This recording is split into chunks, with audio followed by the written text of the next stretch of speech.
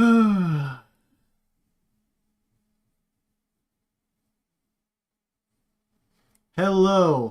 Hello. Is everybody here? No, no audio. Please tell me that's not true. Please tell me you can hear me. Hello. Can anybody hear me? Can you see my thing? Can you see me? You can hear me now? Okay. Oh, thank goodness. So, anyways, sorry about that, everyone. I have my face, my beautiful, lovely face, brought to you by Cookie, who is here in chat. Sorry about the confusion, everyone. I scheduled the stream, I got it all set up, and for some reason it wasn't launching. So I went to click, and I realized I needed to click a button, and I misclicked by half a pixel, and it instantly ended the stream. So, uh, hopefully everything, it says that my stream is offline, which is not correct. I'm scared about that. That's weird. Anyways, thank you all so much for joining. So today what we are going to be doing is we are going to be reacting to some of Jaru's old videos in the context. Okay, the other stream is offline. Select stream. This one. Okay, there we go. There we go. Hey everybody, we're back. We're back. I got the right one going. So, anyways, let's start again. So today we're going to be taking a look at Jaru's old theories, specifically in the context of Chapter 3, but also just kind of going through and generally reacting to them. Today, going back, I did a poll to get people's opinions, to see what people think. And unfortunately, I am not going to be doing the winner of that poll. The winner of the poll was the player is not part of Deltarune. I decided instead to go ahead with the truth about shadow crystals. So this video is actually... So I actually wanted to say something about the Jaru video, the collab I did. So that video, a lot of people thought I was legitimately angry in that video. I was not legitimately angry. It was played up for goofs. I was a little irritated by his theory, but it was played up for goofs and gags. The truth about shadow crystals one, I will say it does genuinely irritate me a fair bit. But anyways, we're going to be getting right into it. Okay, well, not right into it. So first of all, I've seen some people asking some questions in chat. So, will you edit this down? Yes, I hope to edit this down into a shorter video. Probably not much shorter. This is probably going to be pretty long, no matter how I edit down. But schedule my mental sanity therapy session already, lads. You should. You might need, well, I guess we'll see. We'll see. I'm trying to be nice. I got a lot of comments saying I was too mean, which is very funny because I went out of my way to be as nice as possible in the video. And yeah, I don't want to be too mean. This isn't going to be a hater video. This isn't going to be me making fun of Jaru the whole time. I'm going to be nice. And yeah, I'm not going to be directly... I might, like, I'm obviously going to be critiquing. I obviously think he's wrong. And I'm going to be honest here. I think his theories are a little bit goofy, a little bit zany, a little bit wacky. But rest assured, I'm trying not to direct any of this at him as a person or anything like that. I just wanted to kind of get that out of the way. Also, I saw, as a painter, no, painting is not relaxing. Yeah, that's understandable. So anyways, like I said, we're going to be trying to be nice here. So anyways, Jaru, you're the dumbest part. No, okay. So I wanted to do that bit first off. But yeah, like I said, we're going to be trying to be nice here. So let's scroll through... Oh, where is it again? There's so many theories. Ranking dating red flags. What? Okay, that all right. That's not the player. Fascinating facts, the truth, every theory explained. It's further down than this. Blood soul, the truth about shadow crystals. 2 hours. We can safely say that all Oberon smog theory has been debunked. Absolutely, we can say that. I think there is... Okay, we're getting ads. I'm so sorry. No, you know what? We're muting this. We're muting this, and we're scrolling down to the comment sections. No ads. No ads on my. You're not getting free. Not getting free advertising out of me. You. YouTube. Let's see. Can I? Nope. One more. I know it's cringe. I got tired because YouTube kept blocking all my ad blockers, and I got just tired of having to go that. So the new talking sprites feel like I got teleported to a new universe. Yeah, the talking sprite. I wanted to do this because I didn't want it to just be Jaru's visuals. It's mostly Jaru's visuals, but we're gonna full screen. We've unmuted, and we are going to nope, not quality. Playback speed. We're gonna go ahead and put that onto ×2 immediately. Actually, 1.75. Let's see if this is too fast. This is gonna be delightful. Me when I lie, absolutely. So let's just jump into it. Let's just jump into it. I'm talking about Deltarune. There will be major spoilers for both Deltarune and Undertale, so please play them both before watching this. Before I get to the main script for this video, I just want to shout out some awesome folks who made fan art of... I'm going to skip ahead a little bit here. We're going to... Because, yeah, I don't want this to be just purely Jaru's content, so we're going to skip ahead a bit. Get some important context. Today's video will consist of me discussing one of the most interesting mysteries in Deltarune, the Shadow Crystals. These mystical pieces of glass wield strange supernatural powers, are seemingly tied to some of the most mysterious characters in the franchise, and they could very well be the key to uncovering the deeper mysteries of Deltarune. First, I will go over all the information we currently have regarding the Shadow Crystals, then... Oh yeah, sorry. Because he's just kind of doing, like, setup here. I saw somebody ask, why are you watching 2x speed? Jaru talks, this is kind of a comment I made in my video, but he talks very slowly. And that's like a stylistic choice. That's what he wants to do, whatever. But this stream is going to be like 14 hours long because of probably how much I'm going to interject if I don't put it on ×2 speed. So yeah, I just wanted to make that clear. So I'll discuss all the possibilities regarding what they are and what exactly they do, and lastly, I'll end this video by giving my own theory regarding what these crystals are, what they mean for the story thus far, and how important they will be for the story going forward. I'd love to say that my theory on the Shadow Crystals is completely unique and nobody has ever thought of it before, but unfortunately, the basic premise of my theory has definitely been brought up in the Deltarune community. That said, while having an unoriginal premise, my theory still has plenty of unique elements that make it interesting, and it will still have that classic Jaru insanity that you guys know. I guarantee also... Okay, yeah. I'm just gonna say that should not be like a flexing point, I feel like. I don't know, like, I just kind of want to say this is a bit nitpicky, maybe, already off the bat, but hey, that's who I am. You... Like, having a theory that isn't completely original, like, I do feel like you should, if you're saying, hey, this is my theory, I feel like it should have some original elements. I think it's totally valid to be like, hey, here's a theory I think is cool. Here's a theory that I like a lot, and kind of to do your own telling of it and go through the evidence and whatnot. But so if you're doing a theory that's you're presenting as uniquely yours, I think it should be unique. But there's nothing wrong with having not unique elements to it. And I feel like the uniqueness of a theory is not the uniqueness of a theory is not the best selling point, at least for me personally. I don't really care if a theory is unique. You can kind of say anything and have it be unique. My theory is that Ralsei is actually Master Chief from Halo.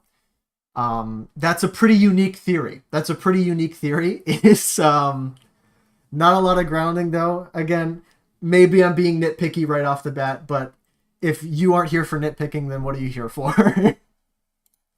Surprise you at least once before this video is over. With all that out of the way, let's discuss the Shadow Crystals. The first time the Shadow Crystals are brought up is in Chapter 1, after defeating Jeffel. Upon looking in your inventory, the item is described as, a sharp shadow moves like water in your hand. You have collected one. Using the item while in the card kingdom causes it to say, you held the crystal up to your eye. For some strange reason, for just a brief moment, you thought you saw toys strewn on the floor, but it must have just been your imagination. This seems to be a reference to the unused classroom that was transformed into the card kingdom, as that is a room with toys strewn on the floor. Technically, Toriel's classroom also has toys strewn on the floor, so it's possible it's referring to that, but it's probably talking about the unused. This is something I brought up in my video, which I get that he's trying to. Yeah, you can chat that Pokemon is over. You can chat that other Pokemon is over. But yeah, this is something that I've talked about in the video before that kind of frustrates me, which is I get that he's trying to be thorough. You know, I understand that. But again, it does not add anything to talk about Toriel's classroom. It's just kind of a bit of bloat that makes the video longer. Like, it's very clearly about the abandoned classroom. You don't need to say that Toriel's classroom has toys in it. Like, that's just kind of the thing where I'm watching and I'm like, why would you bring that up? That doesn't add anything. That doesn't improve anything. It just kind of, it feels like saying a lot for the sake of being as thorough as possible when that being thorough doesn't add anything. I think there's value to being thorough, but I think if you're being thorough, you need to make sure that what you're saying has value to it. There are a lot of topics that you can talk about for a long time, but just kind of needlessly throwing in details for the sake of just saying stuff, I feel like it's not valuable. And I feel like, yeah, it'd be better if you just kind of cut down some of the stuff. Classroom. Upon entering the light world, the shadow crystal becomes glass. If you read the info on the glass, it says, there is a small shard of something in your pocket. It feels like glass, but the way this description trails off suggests that there's something unusual about this item that makes it more than just a shard of glass. This is further demonstrated when you use the glass, as it says, you looked through the glass. For some strange reason, for just a brief moment, you thought you saw through your hand. If you tried to discard the glass, it says, you didn't quite understand why, but the thought of discarding it felt very wrong. Notably, if you try to use glass twice in a row, it just says that nothing happened. It also says that nothing happened if you try to use the Shadow Crystal while inside the Castle Town, if you haven't gone to the Cyber World yet, or if you're playing on the latest patch. It's a little bit confusing, but basically, the Castle Town has no unique vision in the Shadow Crystal at this point in time. Speaking of which, the next time the Shadow Crystals come up is in Chapter 2, when talking to Sham. Prior to patch 1.07, you actually wouldn't receive a Shadow Crystal from Jevil, and talking to Sham in Chapter 2 would be your first introduction to the item. If you've defeated Jevil on this save file, Sham says, "Oh, what's that? It seems like he gave something to you." That's right, you must not have noticed it. That crystal. It's nearly invisible, but you've been holding it this whole time. Here, I'll take it off your hands and appraise it. Incredible. To think he had a shadow crystal. Shadow crystals, so called because you can only see their shadow. Call it a premonition, but I get the feeling you may find more of these, if you continue to defeat strong adversaries like him, that is. Oh gosh. Okay, this is gonna be a pain in the butt. So you said, I believe it still doesn't? Okay, there we go. Sorry about the ads. I really should have an ad blocker, but yeah, it just keeps freaking fighting me on all this. So, let's see, can I...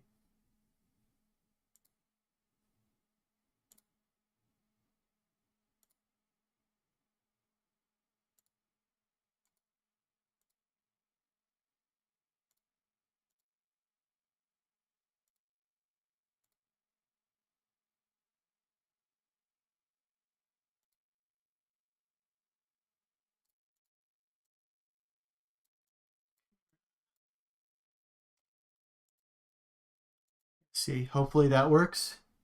Shh, nobody talk about this. Nobody narc. Okay. Wait, did I not? Okay.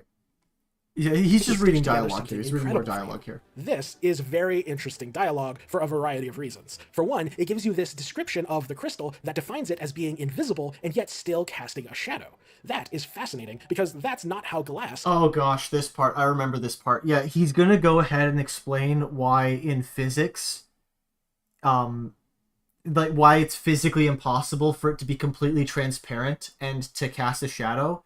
I might actually just skip this. This is something I've noticed that's very strange about Jaru, is that he has, like, he doesn't fully commit to it, but he seems, like, weirdly in denial about magic existing in Deltarune's universe. Like, he will go out of his way to avoid magic as an explanation, when it's just so obvious that it's just magic. So like he's gonna go ahead and I recall this part. He's gonna give a whole explanation as to why an object can't be completely transparent and cast a shadow. Um, and it's just this is another thing of just like dragging the pacing of the video way down when I think it's pretty obvious for most people. Like I guess it's kind of interesting physics trivia that he goes through, but you know, it doesn't add anything. It's just we know why an object that's completely transparent can't cast a shadow because there's no molecules to. I'm gonna watch a little bit more, but I'm fairly certain that's what he does here, and it just doesn't add anything. Is supposed to work. Normally, a shadow is cast when an object blocks a Yeah, he's literally the glass is translucent, and thus the light passes right through, and no shadow is created. If the glass was imperfect or cloudy in some way, then it would be possible. Shadow crystal is invisible. It does. This gets even more puzzling when you combine this with the description of the shadow as dancing like water in your hand. It is possible to get a shadow that behaves like this if you were shining light through some sort of liquid, like if shadow, liquid or otherwise. So how can this be possible? Well, there's only one logical explanation. Okay. In order for the human eye to perceive an object, light has to reflect off of that object. If an object is invisible, that means no light is reflecting off of it for our eyes to perceive. Sorry, I'm pausing to read comments. Also, I don't think Toby was thinking about physics when he was talking about shadowy glass. I think he's just going for vibes, and the shadow is the shadow of the other world shining through, so it doesn't matter anyways. I mean, yeah, I don't really think we even know still concretely what the shadow crystals even are. I don't think chapter 3 and 4 gave that to us. But yeah, no, like, I think it is just like a vibes thing. Like, again, it's a magical object. It is a very clearly magical object. Why are we taking time to explain why this is physically impossible? It, like, again, I just don't understand the point of, like, going through and discussing this. Again, maybe this is nitpicky. Maybe this is, you know, overly critical of me. But yeah, I just... Again, I know why this is impossible. It's just magic. Why do we have to have this discussion around this? Similarly, in order for a shadow to be cast, that object has to be blocking that light in some way. As such, in order for an object to be invisible and cast a shadow, that requires the light to be completely absorbed by the object. It cannot reflect any of the light, because if it reflects the light, then it would allow us to see it. At the same time, since the object is absorbing the light that hits it, that light is unable to continue on its normal trajectory, and thus a shadow is cast. So, assuming this isn't just some magical nonsense that ignores all logic, the evidence seems to imply that the shadow crystal is absorbing the light that strikes it. Got another comment. You think the knight had a second sword that broke into pieces and gave it to Jevil, Spamton, Gerson, etc.? I don't think so. The shadow crystal isn't actually part of the sword. Well, maybe it is, but I don't think it actually is part of the sword. Aren't shadow crystal and yeah, the black shard is the black shard is the piece of the knight's sword. The shadow crystal drops afterwards. Given a lot of the connections that are going on, I feel like the shadow crystals are more connected to Gaster or to the man behind the tree. Although there's a lot of confusion with that in chapter 3 and 4, believe me. But I don't think it's the knight. Because the knight doesn't seem to be strongly connected. I mean, aside from the fact that the knight has a shadow crystal. There's no other real strong connecting factors between the knight and the other the secret bosses. But I don't know. That's just me, at least. That's just me personally.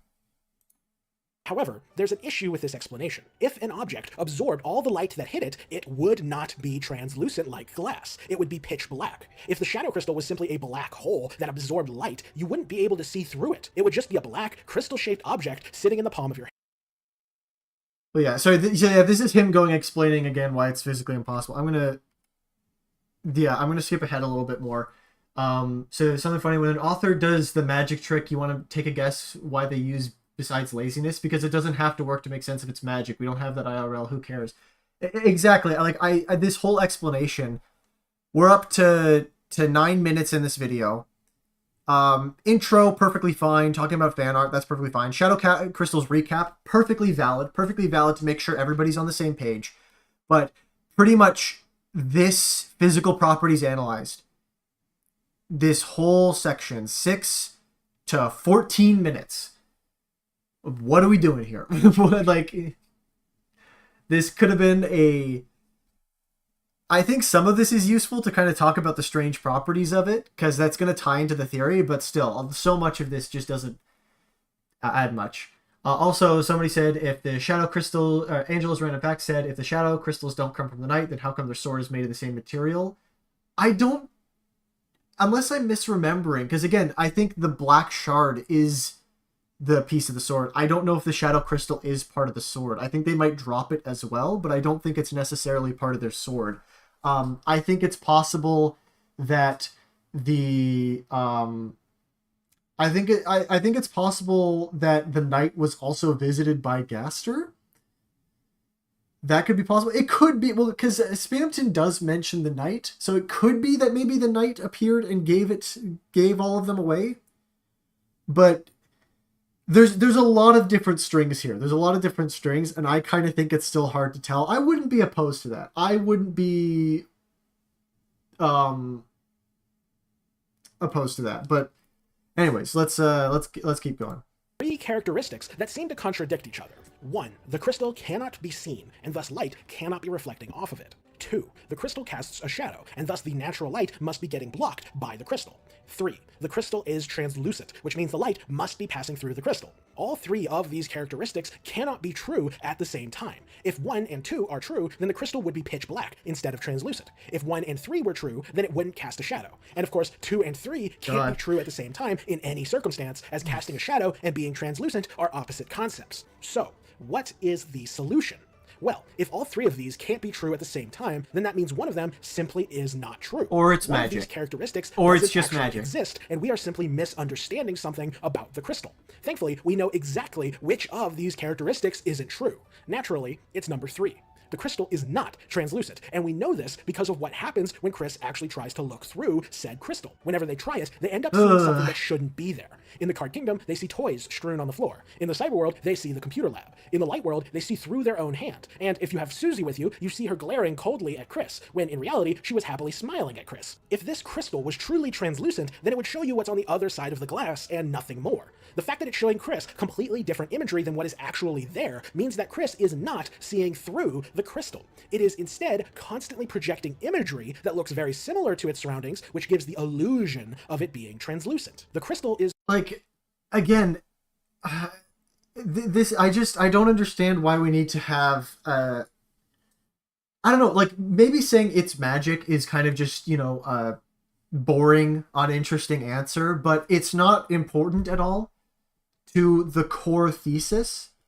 And yeah, like people in my comments said that like critiquing the pacing of his video was out of line, but like I really do feel like the pacing is just so slow because we're going through and this doesn't add anything to the theory. It is understand, like I think going through the description of seeing how things are different when you look through it, I think that's important, but this doesn't really add anything, right? This, like, what is this actually adding to it? It's just, yeah, worse than One Piece pacing. Ooh, that's a rough run. Ooh, that's a little harsh. That's acting like an iPhone while in camera mode. While in camera mode, your phone shows you an image of what's on the other side of the phone. This isn't your phone being translucent. This is just your phone using technology to project an image of what's on the other side. It's an illusion of translucency, but it isn't actually translucent. The same that's one for the neck. Yeah. To be clear, this isn't some grand or crazy theory on my part. This is just the only logical explanation. Obviously, we're dealing with a world of magic and reality warping, so it's entirely possible that this crystal doesn't abide by logic or physics. Oh my god! Because the plot demands it. However, what?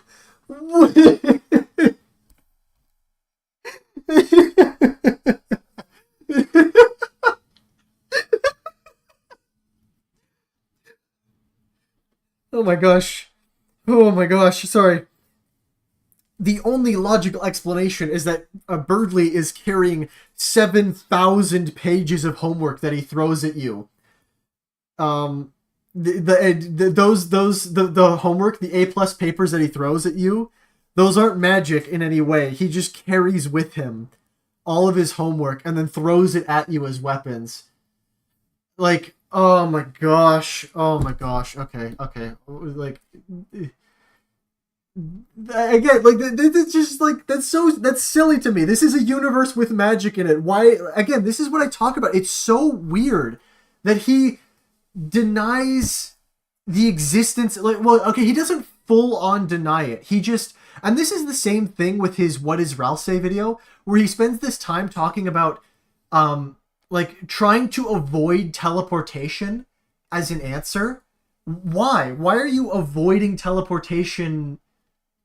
Like, he doesn't deny the existence of magic. He just goes out of his way to not address it, like, as far as he can. And even at this point, it's so obvious it's magic that he kind of just has to address it.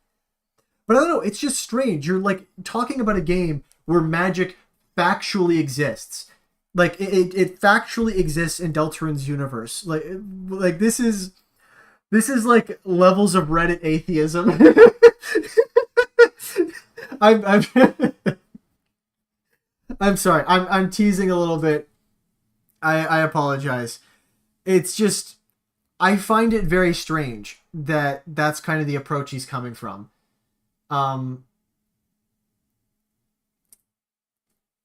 that's a very strange approach, and I don't understand it. When, yeah, magic factually exists in this universe. If logic applies to this crystal, then the most logical interpretation is that the first two characteristics are true. The crystal absorbs light and thus prevents you from seeing it while also casting a shadow. However, it is not translucent. Instead, the crystal constantly projects an image of its surroundings, and this creates the illusion of it being translucent while also being the source of the strange visions. Of course, these are just the physical characteristics of the crystal. Even if this logic explains what the crystal is doing, it doesn't explain how or why. When it comes to the question of how it's projecting these images and visions, I can see three possible explanations: sci-fi technology, magic, or reality warping. Here's how these explanations work, starting with... Again, I'm being a nitpicky jerk here, but that's kind of my job. That's kind of my whole existence. So sci-fi technology, no.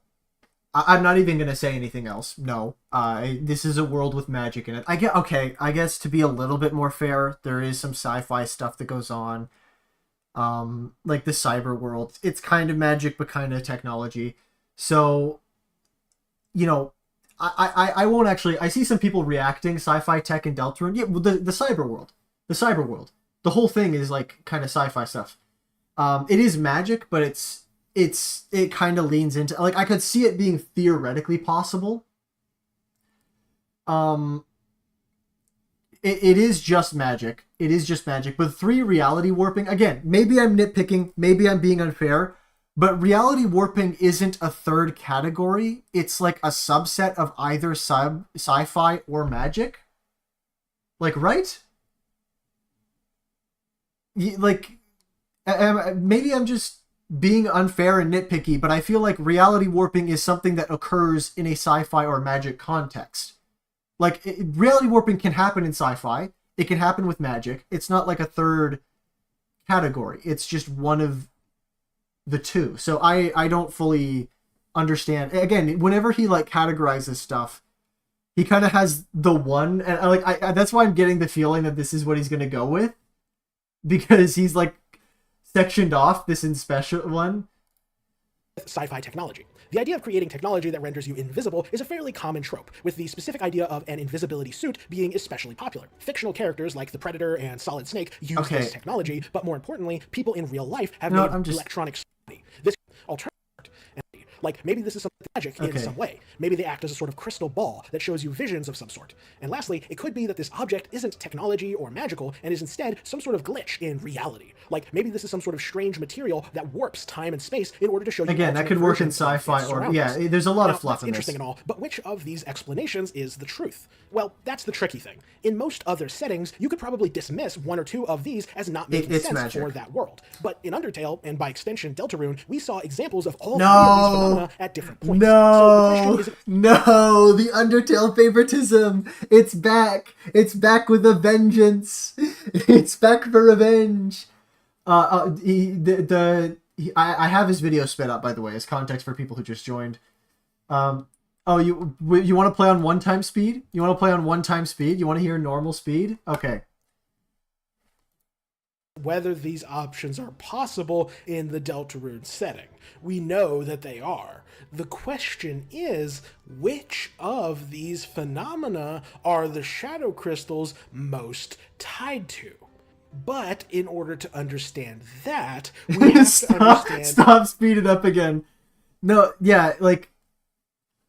Yeah, again, I understand. I do want to say real quick, because some people said I'm unfair in critiquing his presentation. I want to say, you know, this is not, again, this is not an attack on him. It's just that the way he is talking in these videos, maybe this is just the way he talks. If that is, I, like, from the genuine bottom of my heart, I'm sorry for if this is like a personal thing.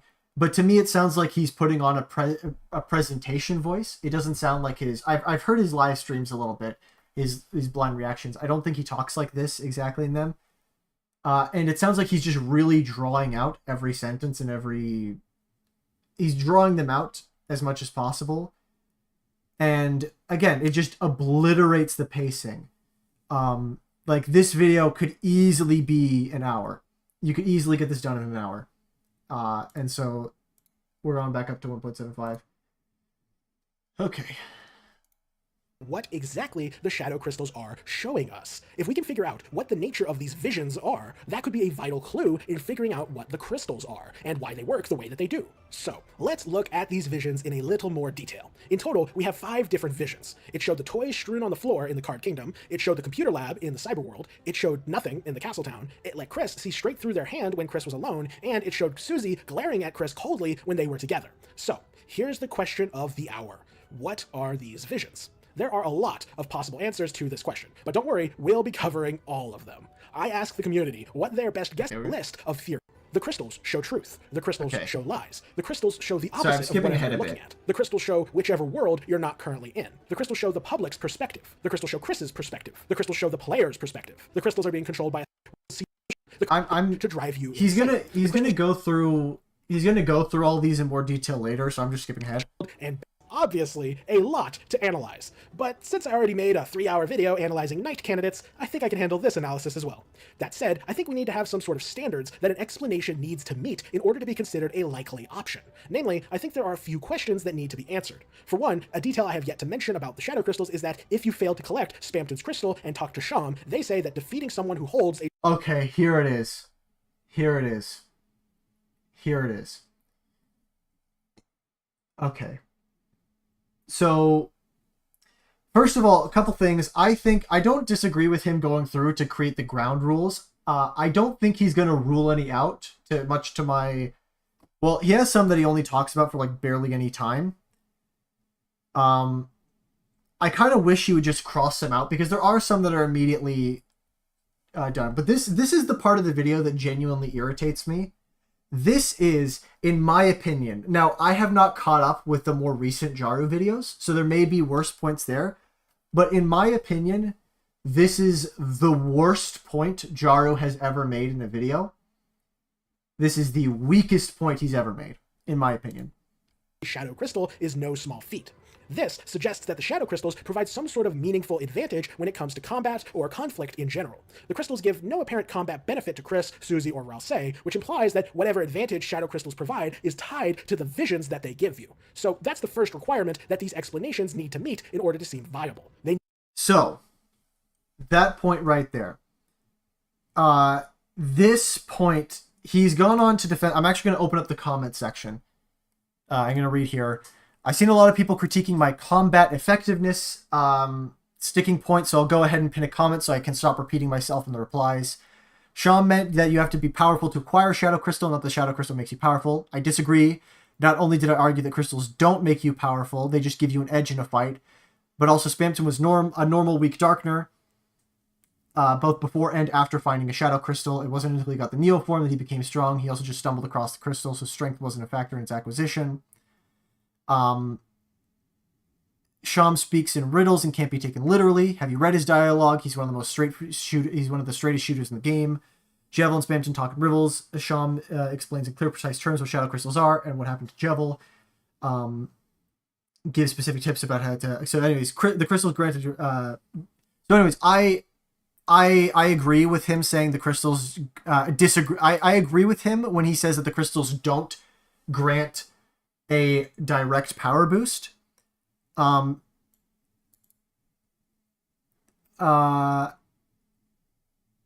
so yeah, Bampton stumbled across his shadow crystal in the basement. It didn't manifest around him. And Sham, the expert on crystals, suggests that he's surprised that Jevil had a shadow crystal, which wouldn't make sense if they. So this whole thing, basically, he says in another comment, but there's like 100 replies. You might accuse me of lying here, but he goes on to say in the replies to this that he compares the shadow crystals to like having laser eyes, and says in the context of this quote here, it's no small feat to fight an opponent that has laser eyes, and uses that comparison. And someone points out what actually somebody in chat brought up earlier. Let's replace laser eyes with a black belt. I understand it's no small feat to fight an opponent that has a black belt. So in that case, the black belt does not grant the person strength or combat prowess. The black belt is given as a sign of that. And so the comment here, it doesn't indicate. And given the fact that the bosses don't, because he's going to go on and claim indirectly that the shadow crystals let you see the future. Given that the bosses never display any kind of foresight, and actually there's something that disproves this with Gerson. Gerson would be the perfect example because he's able to perfect parry your attacks. He's able to eat the food before you can eat it. Gerson would be the perfect example of the bosses getting premonitions from the shadow crystal. But Gerson doesn't use the shadow crystal. He puts it away. He never used it. So that's like direct counter evidence. That is direct counter evidence. There. And yeah, none of the bosses display any kind of foresight. I mean, Jevil talks about the future, but like in their fight, they don't display the ability to see your moves ahead of time. They kind of talk about stuff that is going to happen, but even then, that doesn't mean they have future vision. They just like know they could just know things based on like the consequences of certain actions. Like, let's say Jevil mentions the queen. Let's say the knight is the one that gave out the shadow crystals. The knight could have mentioned their plans to make the computer Dark World, and that way Jevil would know about queen. That doesn't require a magic crystal to show him the future. And also, Sham has a line of dialogue where he says that Spamton must have found the shadow crystal in that body.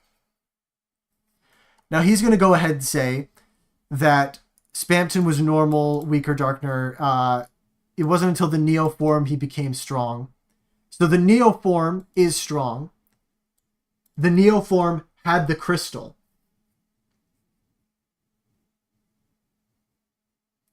Well, yeah, and Kuki raises a great point about the Jevil knows the future because of his connection to the strange someone. Spamton lost his ability to game the system after he lost communication with that person. Again, you're absolutely correct. That had nothing to do with the shadow crystal, unless Spamton had a crystal and then lost it and then got it back again.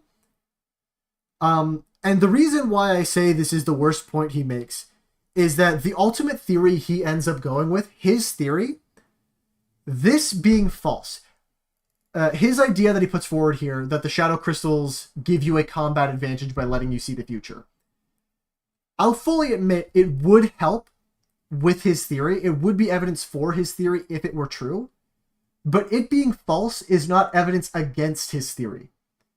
So it being false doesn't hurt the theory at all.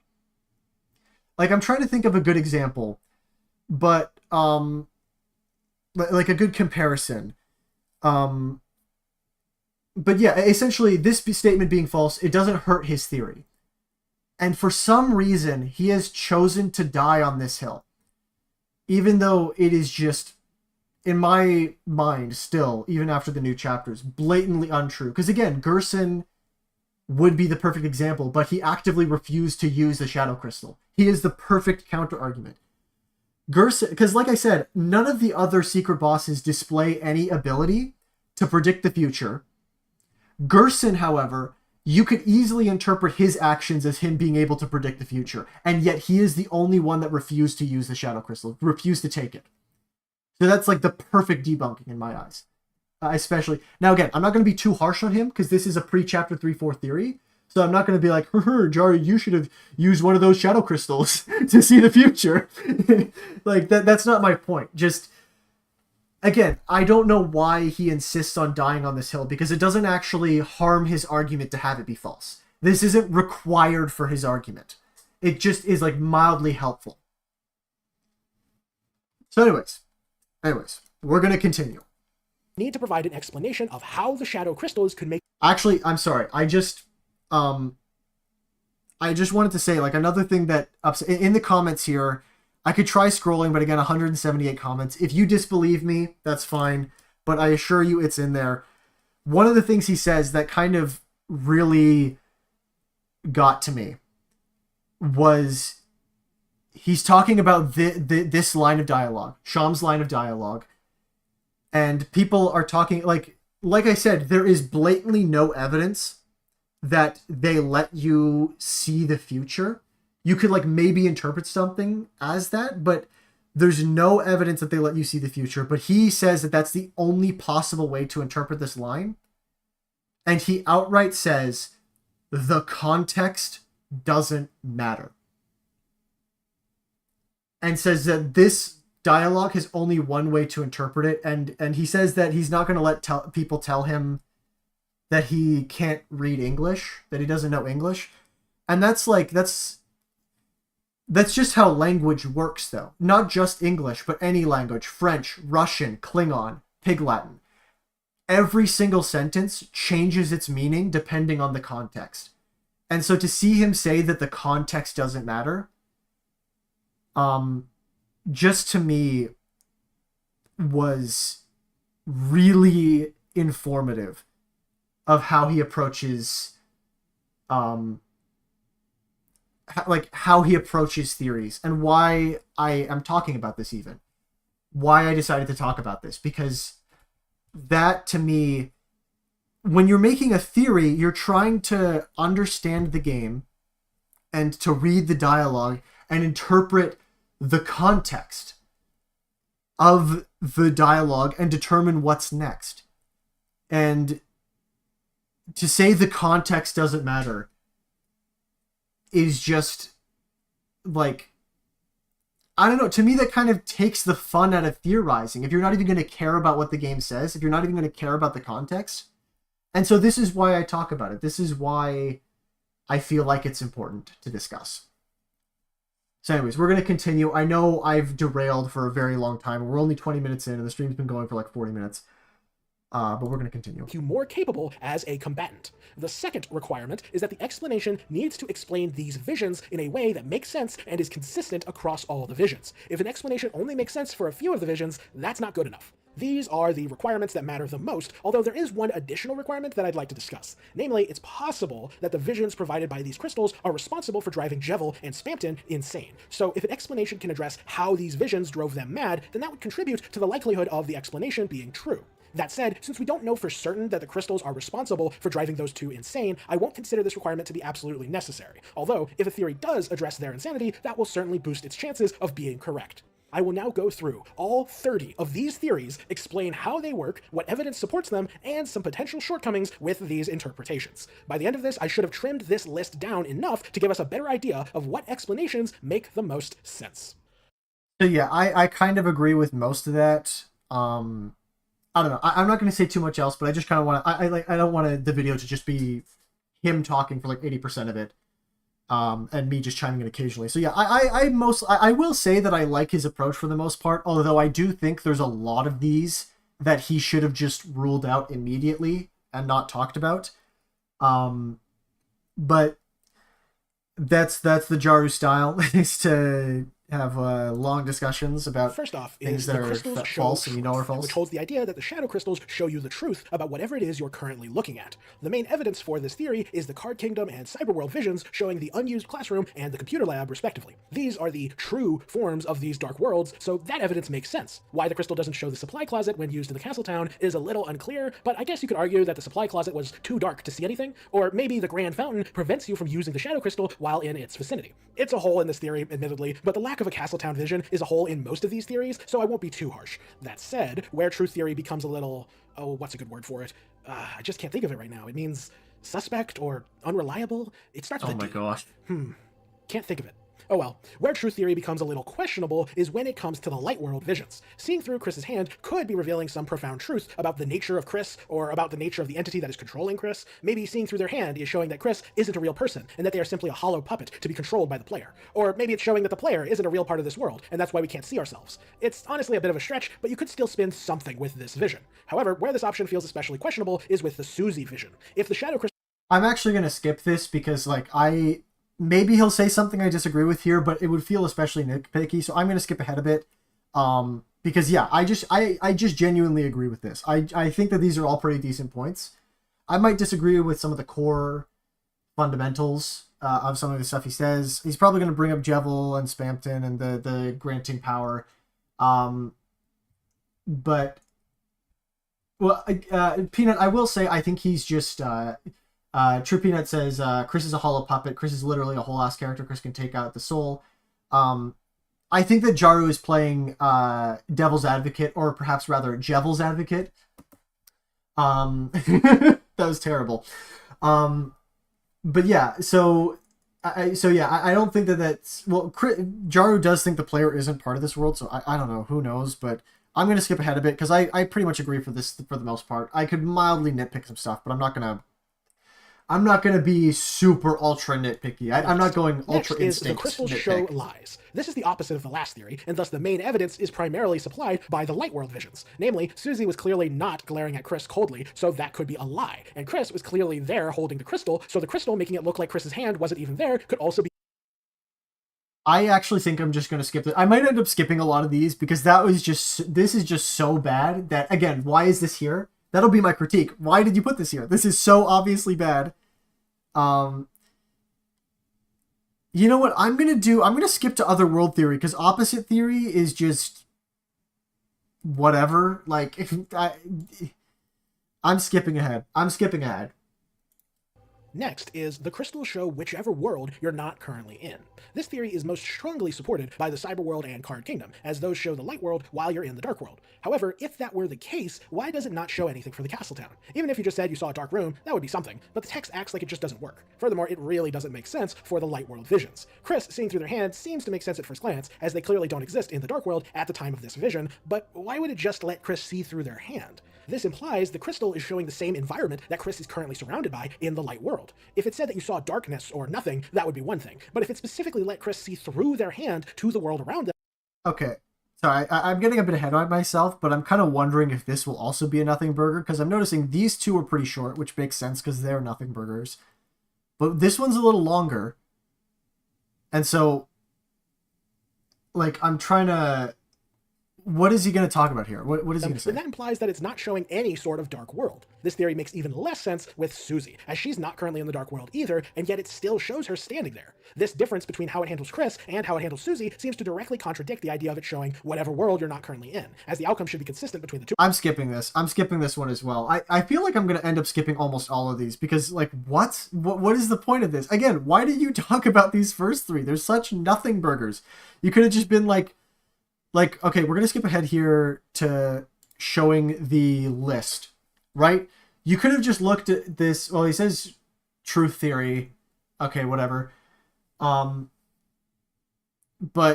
he's keeping the truth theory. So never mind. I may have been too generous, but like he could have just been like lies theory doesn't work because it fails this. Opposite theory doesn't work because it fails this. Otherworld theory doesn't work because it fails at this. Public perspective theory. I don't know if this is going to be interesting at all to watch, but Next we up will see is the here. crystals show the public's perspective. This idea holds that the crystals show what the general light world population thinks about whatever object or person you are looking at. The dark worlds look like the unused classroom and the computer lab because most people don't know that the dark world versions of those places exist. So it's almost like there's a better way to format these videos or something. Yeah. No, okay. I think I'm gonna like. I feel like I'm really sorry. We're gonna get through this video pretty quickly if I keep skipping this. But like, I'm stopping here because actually, my critique of this, the public perspective theory, I think that from a purely logical standpoint, this theory does hold some ground. But let's take a look at it from a narrative perspective. And I talked about. Did I talk about this in a recent video? But anyways, like. Oh, yeah, no, I talked about it in my night ranking video. A lot of people, when you say, think about it from a narrative perspective, they think about it from a perspective that sounds cool. But thinking about it from a narrative perspective is not just coming up with a cool story. It is thinking about how this fits into the current story. And my issue with public perspective theory is this isn't tied into any of the themes that are connected to shadow crystals at all. Shadow crystals have nothing to do with public perspective. I guess if you like wanted to stretch really far, you could be like, well, Spamton was popular, but then he wasn't, and Jevil went mad, and everyone didn't like him, so his public perspective changed. But so from the public perspective angle, just looking at that from how that connects to the narrative and how thematically the shadow crystals are presented, that doesn't really fit at all. So I'm going to skip this as well. But I wanted to make that commentary there. That, yeah, it doesn't fit with the narrative that is being presented through the game's story. I think Jaru might... Okay. Theory is a creative interpretation that is somewhat reasonable. The inconsistency in terms of characterizing Chris and the citizens of the hometown, combined with the lack of combat effectiveness or madness-inducing properties, incline me to scratch this option from the list. Next so up, Jaru is epic and swag, because he also discarded that. Although not quite for the same reasons I did, but I think that that's. I'm glad he got the. So from I'm gonna comment. I think the public perspective thing only works if the Lightners, if it counts Lightners as the public alone and has no significance to the story. Yeah, absolutely. That is a really good summary. Up is the crystals show Chris's perspective. This option holds that the crystals are showing what Chris thinks about whatever you look at through the crystals. In the Dark World, it shows that Chris can only imagine these Dark Worlds as being their Light World equivalent. Maybe Chris just can't get invested in the Dark World because they know what they really are. And maybe since Chris has no confirmed experience with the supply closet, the crystal just doesn't work in the castle town. And okay, you know what actually this is mildly interesting, especially given the context given to us in chapters 3 and 4 of Chris making the fountains. Because Chris would be aware of the Dark Worlds more. Chris definitely has more knowledge of the Dark Worlds. I still think it's ultimately false. But like I said, I actually think the context of chapter 3 and 4 works pretty well for this interpretation. I think it falls apart at specifically the Susie one, because we know that Chris really likes Susie.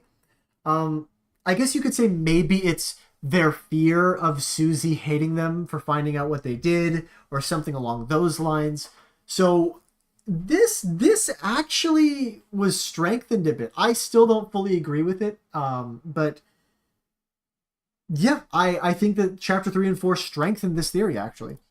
Since Chris may have depression or self-esteem issues, they just see right through their own hand, as they maybe see themselves as being worthless. Or alternatively, maybe this is a commentary on Chris being possessed. Chris can't see their body as being real or being their actual body due to it being controlled by the player. So the crystal doesn't show their body at all.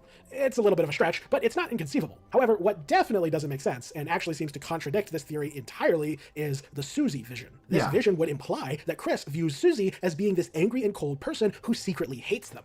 That really doesn't make sense, as Chris clearly cares a great deal about Susie, as shown by Chris being healed the most by Susie T. You could argue the crystal is just showing what Chris fears about Susie, but that's an entirely separate theory. This theory is that the crystals show what you think about that particular topic, and it doesn't seem in character for Chris to see Susie in such a negative light. Furthermore, this theory gets extremely dubious when it comes... Yeah, so we're going to go ahead and skip that, because I'm not really as invested in the combat thing. I don't think they offer a combat advantage. Oh yeah, I also sorry, I completely forgot another thing because he talks about how um the shadow crystals um wait, I think showing Chris's fear isn't impossible and probable, especially because Chris also sees through their hand. Yeah, no, that's a fair point. But yeah, I did also want to comment because Jaru goes with the thing of saying, sorry, scrolling down the comments, um the so yeah, the crystal, he says that the crystals don't make you more powerful, they give you an edge in a fight by showing you the future, which is what he's going to argue later. um I I think that another important point to raise is that if they truly did give you an edge in a fight by showing you the future, why can't we use them to do that in combat? Why is that not programmed in as a functionality for you to be able to see what the enemy's next attack is going to be? Something like that. Why can we not use them in combat, but the secret bosses can? This is something that happens a lot in Jaru's theory, where it requires there to be really arbitrary story decisions purely for the sake of concealing a twist. Which, yeah, I find to be, I don't find that to be engaging. I find it really. So, yeah, basically, Jar's theory requires that they allow an advantage in combat, but only for the secret bosses. That seems like incredibly arbitrary to me. Why only for the bosses? Why can't we use them in combat, but the bosses can't? Just, I don't get that. That's a choice that doesn't make sense to me. To the usefulness in combat. How could seeing what you already think about a person help you fight them? Oh yeah, so we're gonna go ahead and player perspective theory. Next up is the crystals show the player's perspective. This is very similar to the last theory, but it gains an extra level of meta due to it being the player instead of Chris. However, what it gains in meta, it loses. Yeah, we're skipping this. Like, Jaru, very valid point here, Jaru. It makes no sense. Skip. Next up is the crystals are being controlled by a third party. This idea holds that the visions given by the crystals are not random. They are being specifically sent to Chris by some unknown person. This unknown person would likely be Gaster, given that he seems to be tied to these crystals, but it could also be some other unknown character. Whatever the case, this option combines ambiguity with versatility to make it simultaneously one of the most logical options and one of the least compelling. If Gaster is sending these visions to Chris through. Yeah, this is definitely one of the things. Take a shot every time the Deltarune fandom makes a third entity theory. You will die. You will be dead. No, yeah, I do agree with Jaru for the most. Yeah, I do agree with Jaru here on this one. I think it's not really that it's not compelling. Well, I guess it isn't that compelling. It's just kind of one of those theories where my frustration with it is that there's no real way to fully debunk it. There's no way to, like, at least until we get a full reveal, there's no meaningful way to engage. Like, yeah, it's possible. It's possible. There's nothing to gain out of it. It's the same as everything being Gaster vaguely. Yeah, like there's no real benefit to this theory. It doesn't really add anything. So yeah, we're going to go ahead and skip ahead to this one.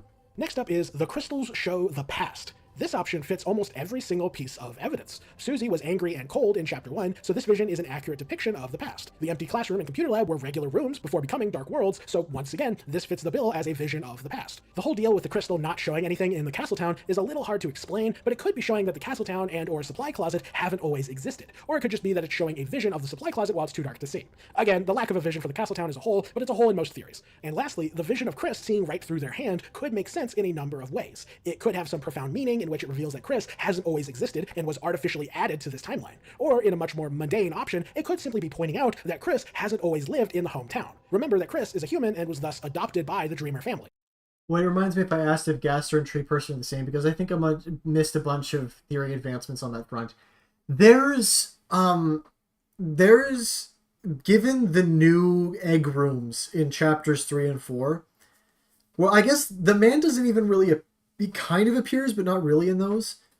But there's a lot of evidence to suggest that um, they might not be the same person. I'm not fully sure myself because I haven't actually done a lot of work digging through the chapter 3 and 4 info yet. I've been just starting another playthrough now. I've been taking a bit of a break from the theory space. This is kind of my diving back into it. But anyways, getting on to the past theory, um, aside from his comment about Chris being artificially from another timeline, which, oh boy, that is something. We're gonna see some of that later. Um, but yeah, this is the kind of thing where it does sound reasonably possible, although it's the kind of thing where it's by far more plausible than a lot of the other theories, but it still is very much kind of a nothing burger, at least to me. Because like what do we don't really learn anything. We don't really gain anything from this. And I guess not every bit of lore has to be a massive revelation. Um, and it's almost kind of the opposite. Because he's going to talk about the future theory soon. And the future theory there, the issue with that is, I guess maybe I should save that for later. Whatever. The issue with future theory is that it's so vague that it doesn't meaningfully add anything.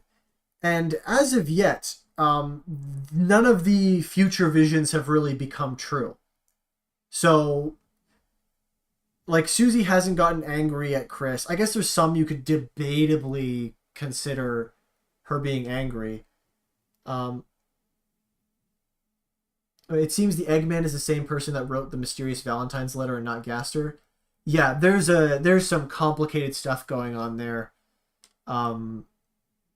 Which again, I don't feel fully qualified to explain, unfortunately. Maybe I'll make a video about that. But for now, let's get back into this.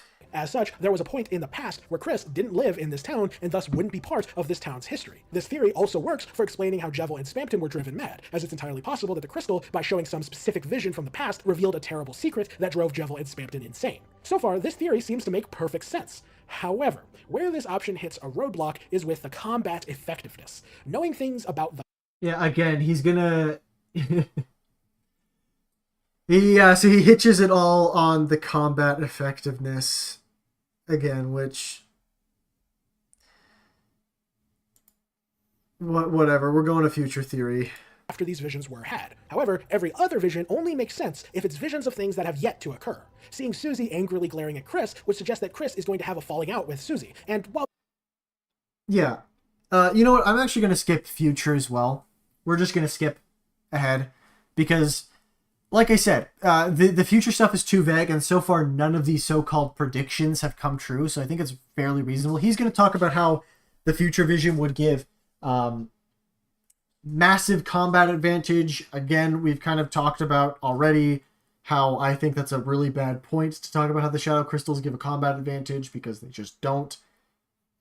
Again, if they really did show you the future, why can't we do that in combat? But they can. It's incredibly arbitrary that the bosses get to do it, but we can't. Skip the whole video. I mean, I'm tempted. I could just skip straight to theory analysis redux. Okay, chat, we're gonna vote. We're gonna do a vote, chat. Wait, engage. Wait, I can do a poll.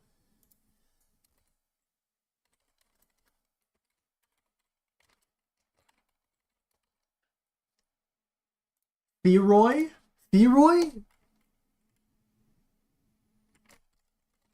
I wrote Theroy instead of theory. Okay, and we're gonna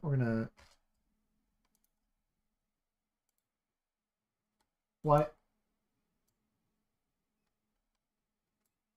No, I don't want to add an option. What is going on here?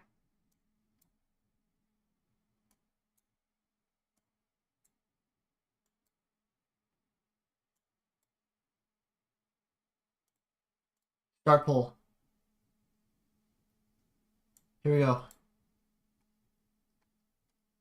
Are we okay? What are we doing? What are we doing, chat? Vote now. Do we go through the whole video?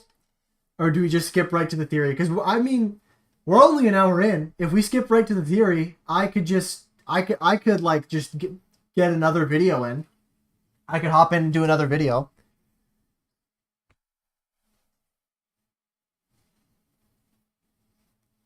It kind of depends on how long we spend, because we're probably going to spend a lot longer going through a trader. Okay, we got like 80% here. Okay, you know what? I'm going to end the poll now.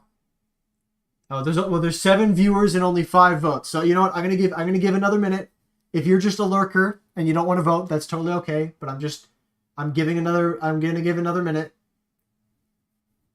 Let's see. We're at 83% yes, 17% no. Looks like we are leaning to yeah. You know what? I'm gonna end the poll. Unless a bunch of people join and change. We've already been here an hour, and this video isn't halfway through. So yeah, fair point. Wait, he does an analysis of the pure crystal and the. Okay, you know what?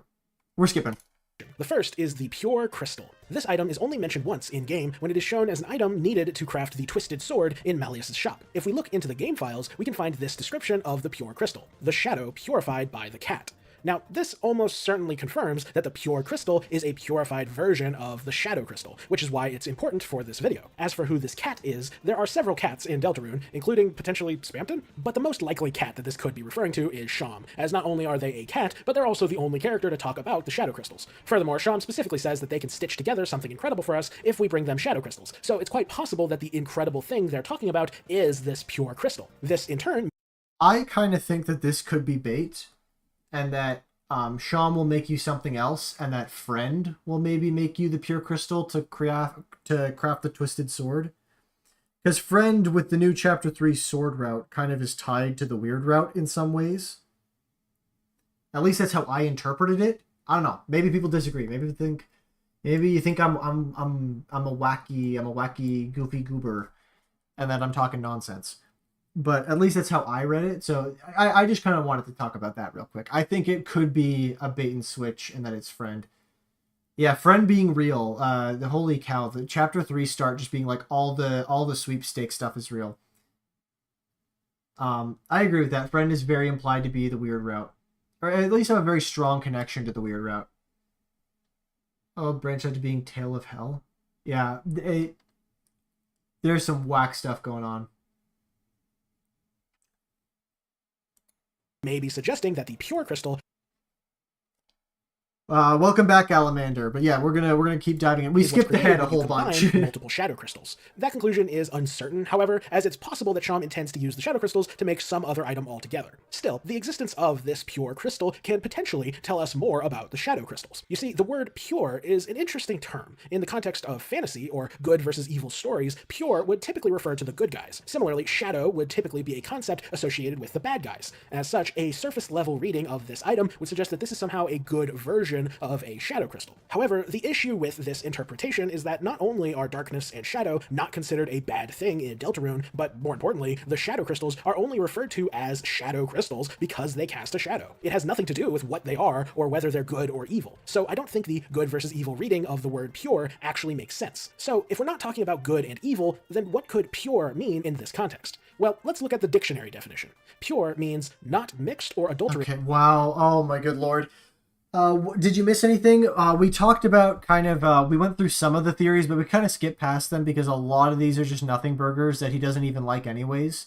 There was one theory, what was it? The Chris's perspective theory. Or which one was it? There was another theory that kind of got a little bit more vindicated with stuff in Chapter 3 and 4. Anyway, it'll be in the video, but yeah, we're busting out the dictionary definition here. Dr. W.D. Webster. Echo, that is rad as hell. Hold on, can I I'm pinning that. I'm pinning that. That's great. Woo, okay. Yeah, what is Okay, so not mixed. I wonder what his point even is at this point. With any other, while a third definition is free substance having a natural, geometrically regular form. Oh my god, he's go. Nah, nah, nah. Okay. Or otherwise imperfect versions of pure. No, you did not. You did not read the entire dictionary definition of pure and crystal just to tell us that the shadow crystals might be imperfect versions of the pure crystals. You did not bust out the dictionary to tell. No, you did not. You did not just do that. That is whack. People say I'm too harsh on him for the pacing comments, but do you see this? Do you see this? Like, he's doing the definition of this stuff, reading it out, just literally the whole point he was making. He spends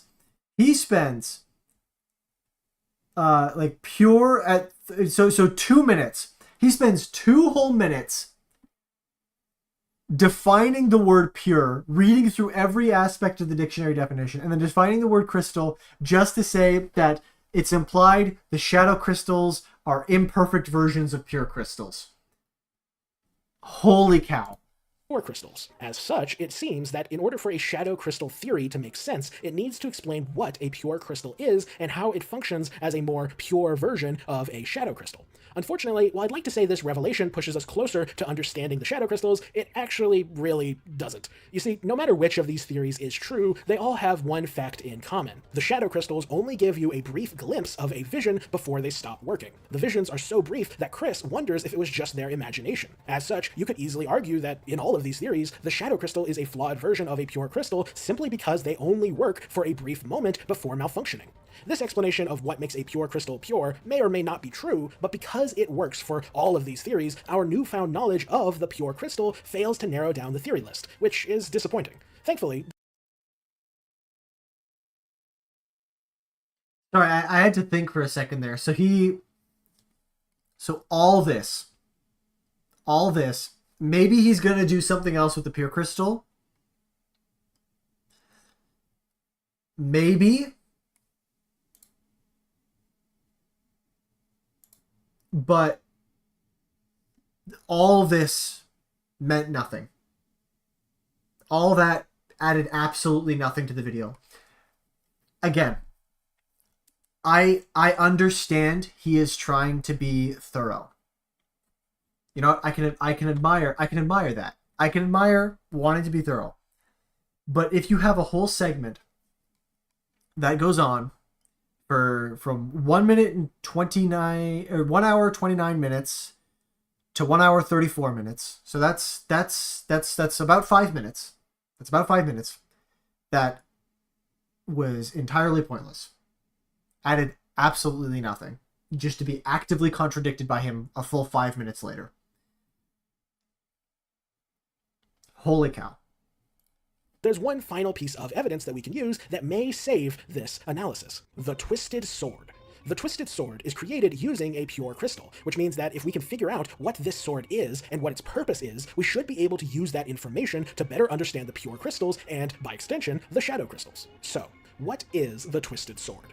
Well, it's created using the pure crystal and the thorn ring. The thorn ring, of course, is the special item that Noelle can only get in the weird route, so creating the Twisted Sword would require you to complete a significant portion of that route, which already makes this item dark and nefarious by its very nature. Even the Twisted name sounds unpleasant. In the files, you can also see Susie, Ralsei, and Noelle's reaction to the Twisted Sword, with all of them seeming scared and unnerved by it, with the exception of Ralsei, who says it looks like a spiral. The idea of a spiral sword reminds me of the Fierce Deity sword from Zelda, or the Coiled Sword from Dark Souls. Either way, the name of the weapon being the Twisted Sword makes a lot of sense if it's shaped like a spiral. The weapon gives 16 attack, which is the highest attack boost of any item, and it has the Trance effect. Trance is the status given to Noelle by the Thorn Ring, which further supports the notion that the Twisted Sword is meant to fill a similar role. In other words, it seems highly likely that the Twisted Sword will be used by someone in some sort of Snowgrave-style route in a future chapter. However, the fact that you need the pure crystal in order to create this weapon seems to confirm that in order to do a full weird route across the entire game, you'll need to defeat the secret bosses and collect their shadow crystals. Now, that's all fine and interesting, but how does this help us narrow down our theory list? Well, here's the thing.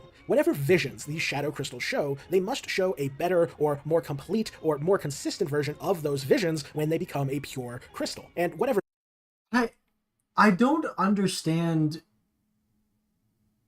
I don't really understand the follow through there.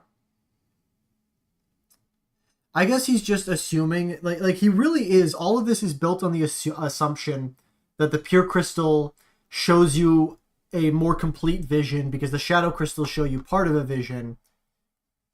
When I don't really think that follows through, at least to me. I don't know, like that's not my immediate logical conclusion.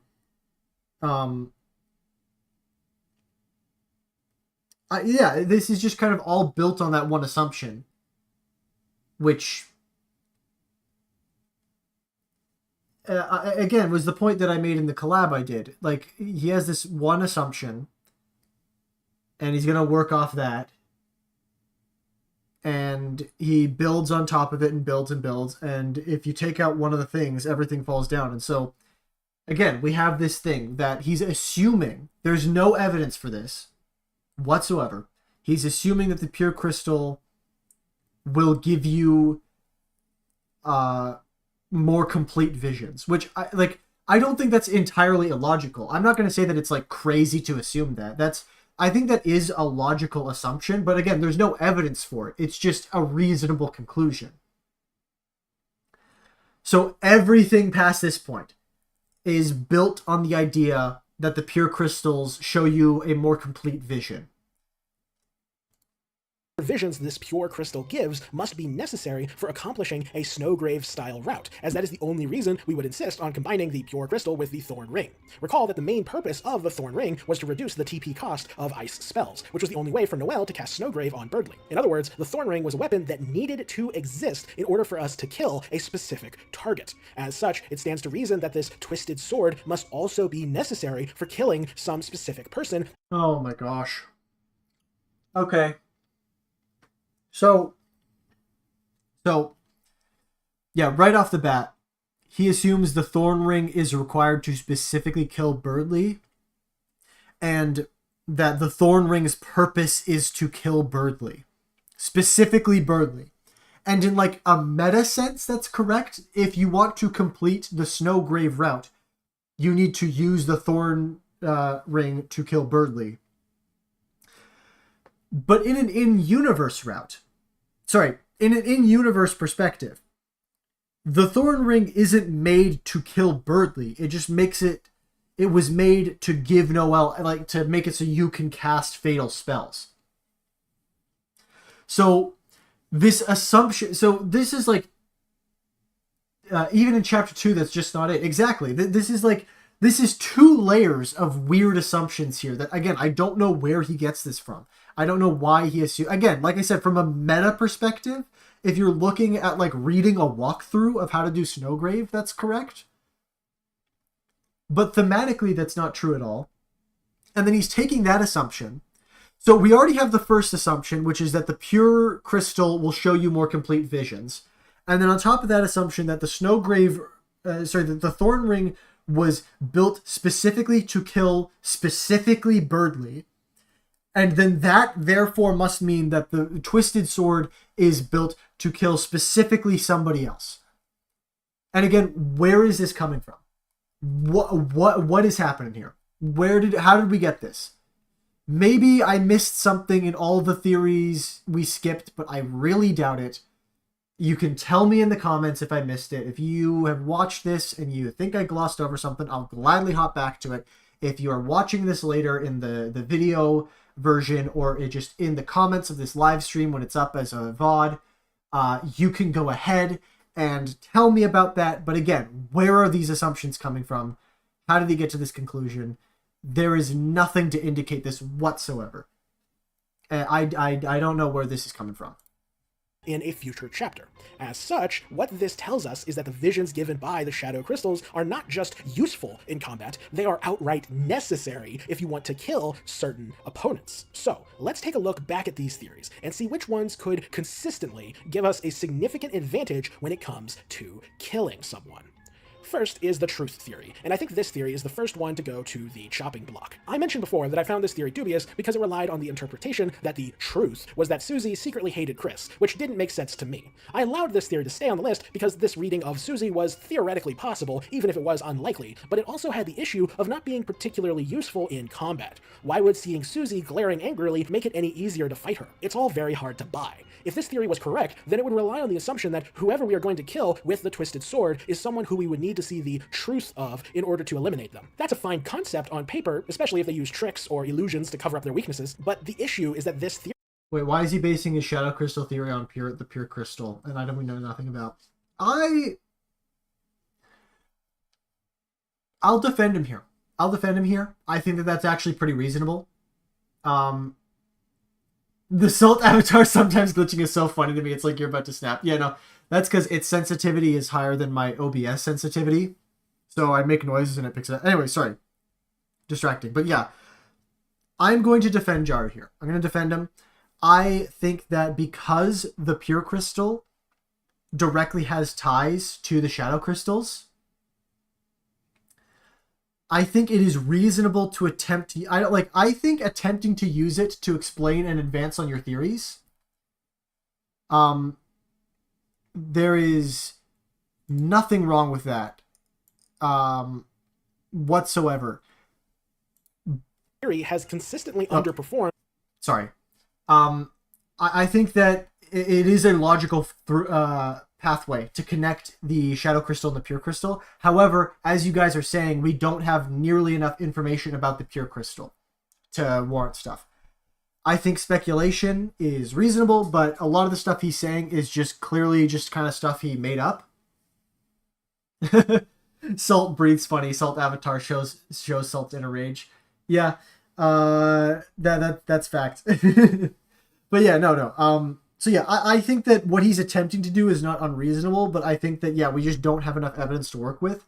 And the key thing is that the assumptions he's making are not solidly grounded when it comes to the logic. Sure, truth theory makes sense most of the time, but at this stage of our analysis, I don't think it's good enough for a theory to only make sense most of the time. The visions given by the crystals need to be consistently and believably explained. They need to provide a clear benefit in combat. They preferably need to show how Jaru and Spamton were driven mad, and now it needs to show a way to kill an opponent who otherwise we would be unable to kill. While the truth theory could potentially do all these things, it can't do it consistently or convincingly. The vision of Susie is particularly unbelievable, and the combat usefulness is questionable at best. As such, while definitely one of the strongest theories I've seen, I don't think truth theory is as consistent and convincing as it needs to be in order to meaning. One I didn't personally love, as it's so vague, but the crystals being controlled by some unknown intelligent entity gives this theory such versatility that it was easily able to fit in with all the evidence. That fact continues to be the case now, as killing otherwise unkillable. I'm going to skip ahead in this because, again, the third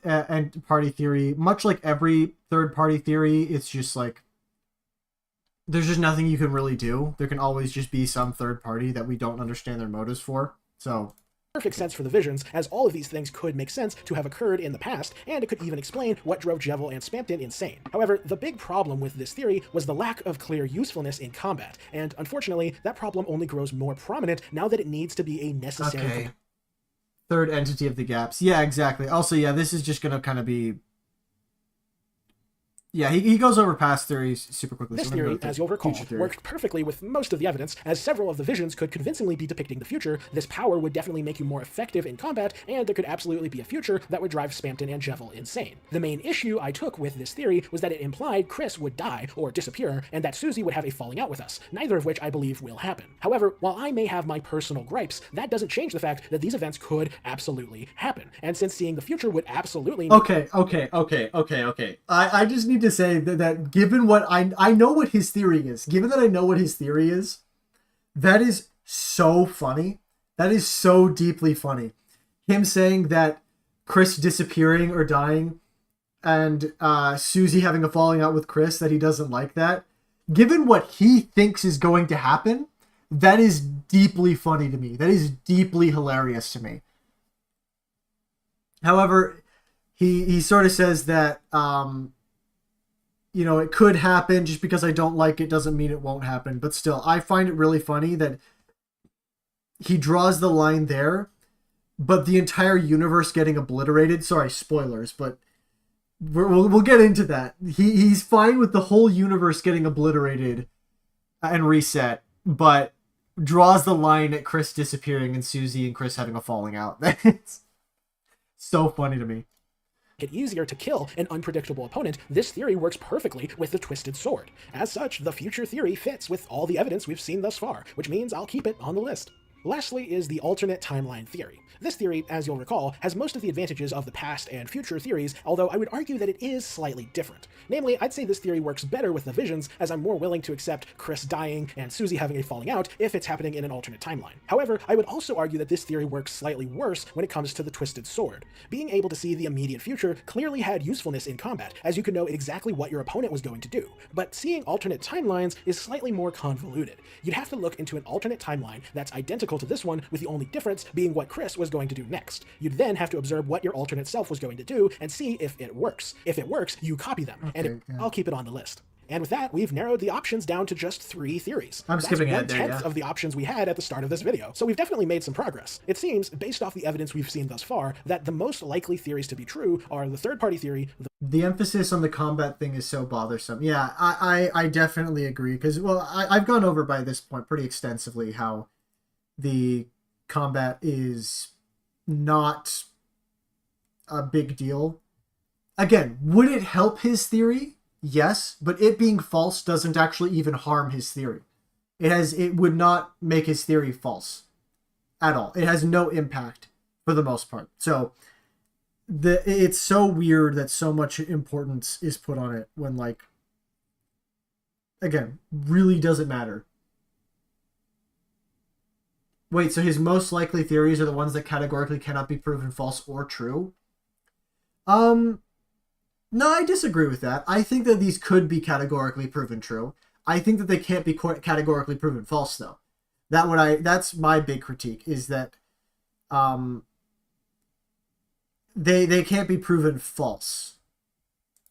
The future theory and the alternate timeline theory. Since 2 out of 3 options have to do with seeing through time, that seems like a likely functionality of the crystals. In fact, it's possible that the third-party theory relies on seeing through time as well. For all we know, this person controlling the crystals may also rely on seeing through time in order to provide us with these visions. So that means all of the remaining options have an above-average chance to be time-oriented. However, sadly, I'm afraid I am unable to narrow down the options any further without straying into territory that is more hypothetical. Thus far, I've tried to keep this analysis as grounded as possible, as I know some of you are more invested in the down-to-earth analysis than you are in my own theories, as my theories tend to be rather speculative and think outside the box instead of relying exclusively on confirmed evidence. However, I don't think the Okay, so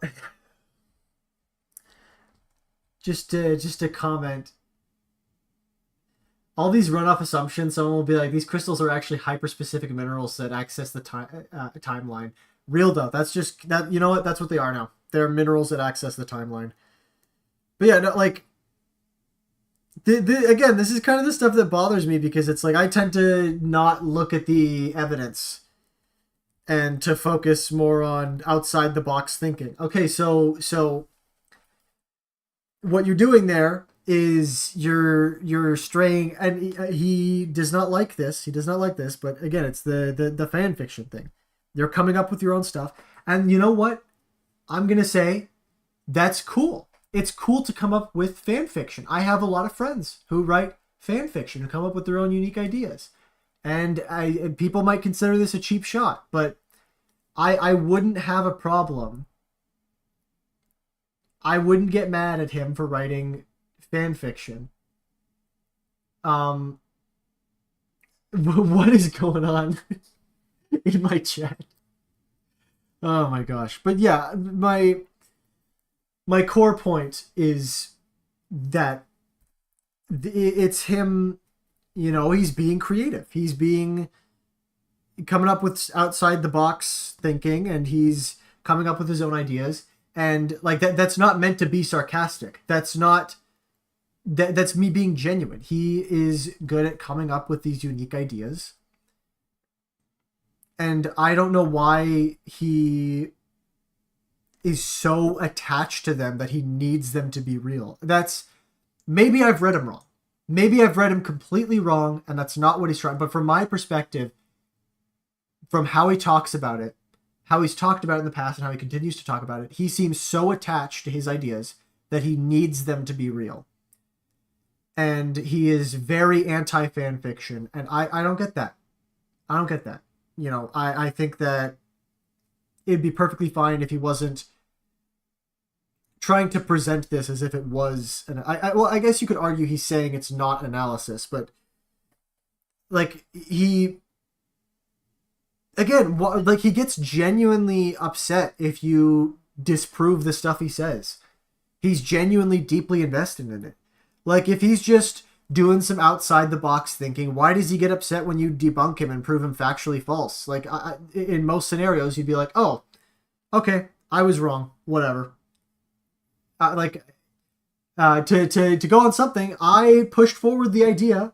A lot of people made fun of me for saying that darkeners aren't objects. I was wrong about that. I was 100% wrong. I'm happy to admit that. I'm okay with admitting that.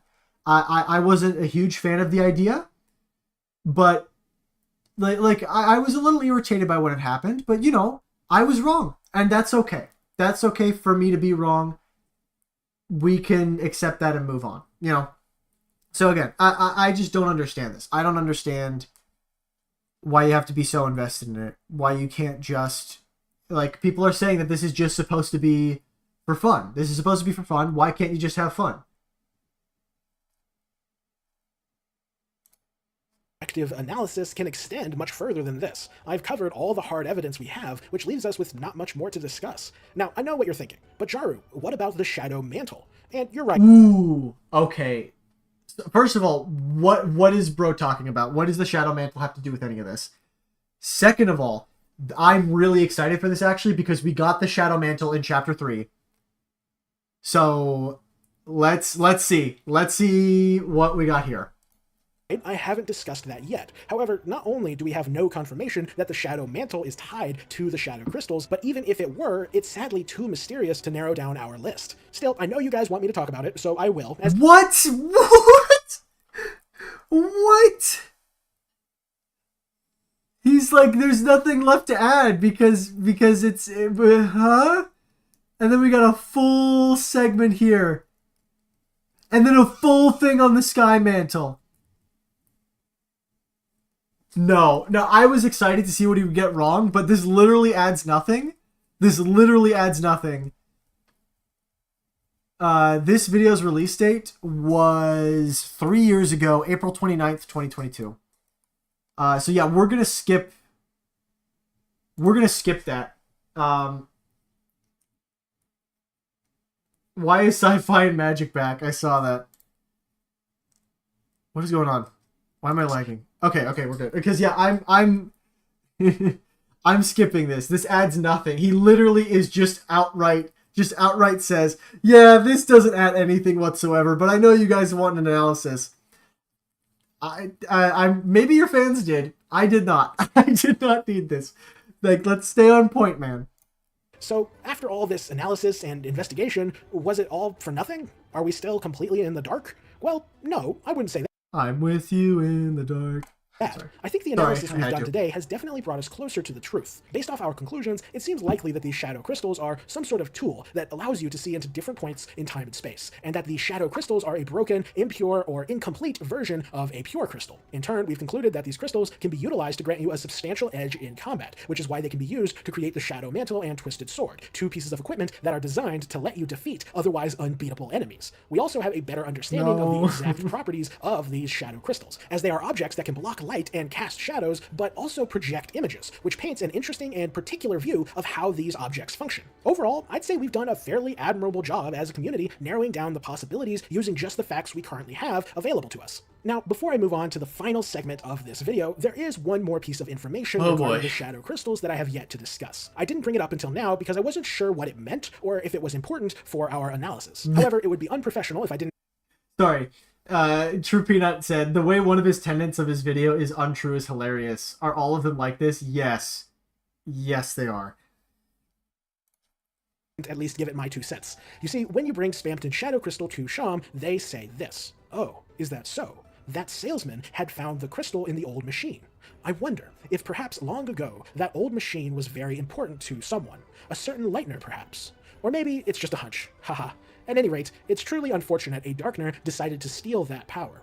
This sequence of dialogue is pretty harmless and doesn't seem all that important to the Shadow Crystals if you assume Sham is talking about the Neo robot body and nothing else. If this is just Sham saying that the old machine was powerful because it was important to a Lightner, and this dialogue is just meant to clue us in on the lore of the Neo robot, then this dialogue isn't terribly important for our analysis. However, if you assume that Sham brought all this up because it was relevant to the nature of the Shadow Crystals, then this dialogue could mean something very different. You see, when Sham says it's unfortunate a Darkner decided to steal that power, if Sham is not talking about the Neo robot and is actually talking about the power of the Shadow Crystals, then that could be implying that Shadow Crystals are somehow created by Lightners, and that these crystals manifest near things that Lightners care about. Namely, it could be that the hopes and dreams of Mettaton, who likely made the Neo robot, manifested into the form of this Shadow Crystal, and that's why the crystal is found in the old machine. That could be an interesting piece of lore.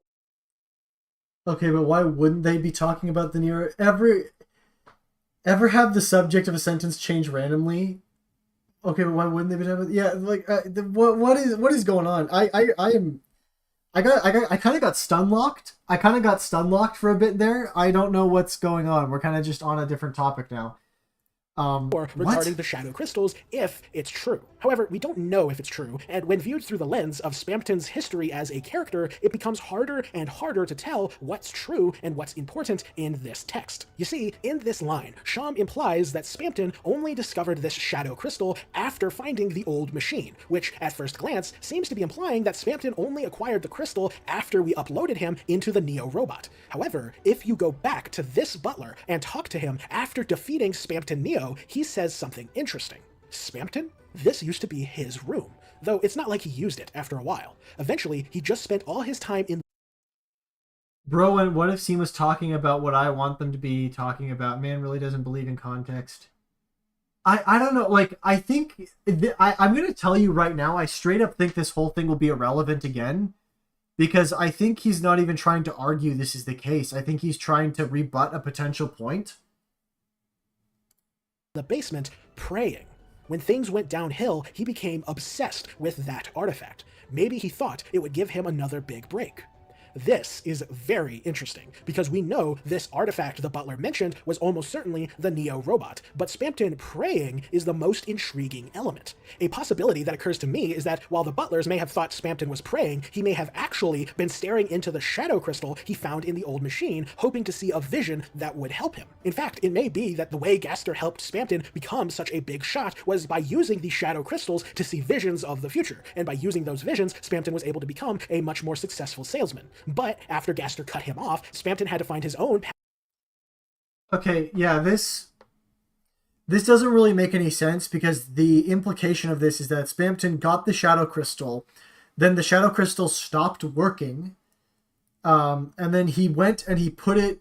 Well, I guess maybe he didn't put it back inside the Neo body. But yeah, it kind of implies that the Shadow Crystal just stopped working for no particular reason, when it's way simpler to assume that he just found it in the Neo body. So yeah, I don't even really know what the point of this is. The Shadow Crystal out of batteries, I guess. I don't really know what the point is here. Path to success, and thus spent all his time staring at the Shadow Crystal, desperately praying for a vision that could help him find his next big break. I'm speculating a little bit here, but the point is, Spamton likely found this Shadow Crystal before he went insane, and since he spent all his time praying at this old machine, there's a good chance that he went insane as a result of the Shadow Crystal's vision. Oh, okay, I know what happened. I know what happened here. He got into the writing. He got into the writing, and he made the assumption somewhere around here that it drove Jevil and Spamton insane. And then as he was writing, he talked to some people in like his Discord or whatever, and they said this, and so he had to slap in this segment here to debunk it. visions. The overall point of all this is that we don't actually know when or how the Shadow Crystal found its way inside of the Neo robot. Maybe it manifested as a result of Mettaton's hopes and dreams, or maybe Gaster hid it there, and the reason he helped Spamton was to lure him into discovering the Shadow Crystal. We just don't know. You can see now why I didn't bring up this dialogue from Sham or this backstory with Spamton during the main analysis, as while it's definitely... Well, I guess technically it does do pretty heavy damage, because one of his assumptions is that the Shadow Crystals drive Spevel and Jampton. His assumption is that the Shadow Crystals drove Spevel and Jampton insane, but it actually seems like it wasn't the Shadow Crystals. It was something else, and that seems a lot more likely to me. The chat's going crazy over Spevel and Jampton. But yeah, it seems a lot more likely to me that they were driven to madness by other things rather than by the Shadow Crystals. Sham, going back to what they said about Jevil, says that Jevil started talking strangely when he met that strange someone. And you could argue that somebody gave Jevil the Shadow Crystal and that's what drove them insane. But clearly a parallel is created between Jevil talking to that strange someone and then going insane.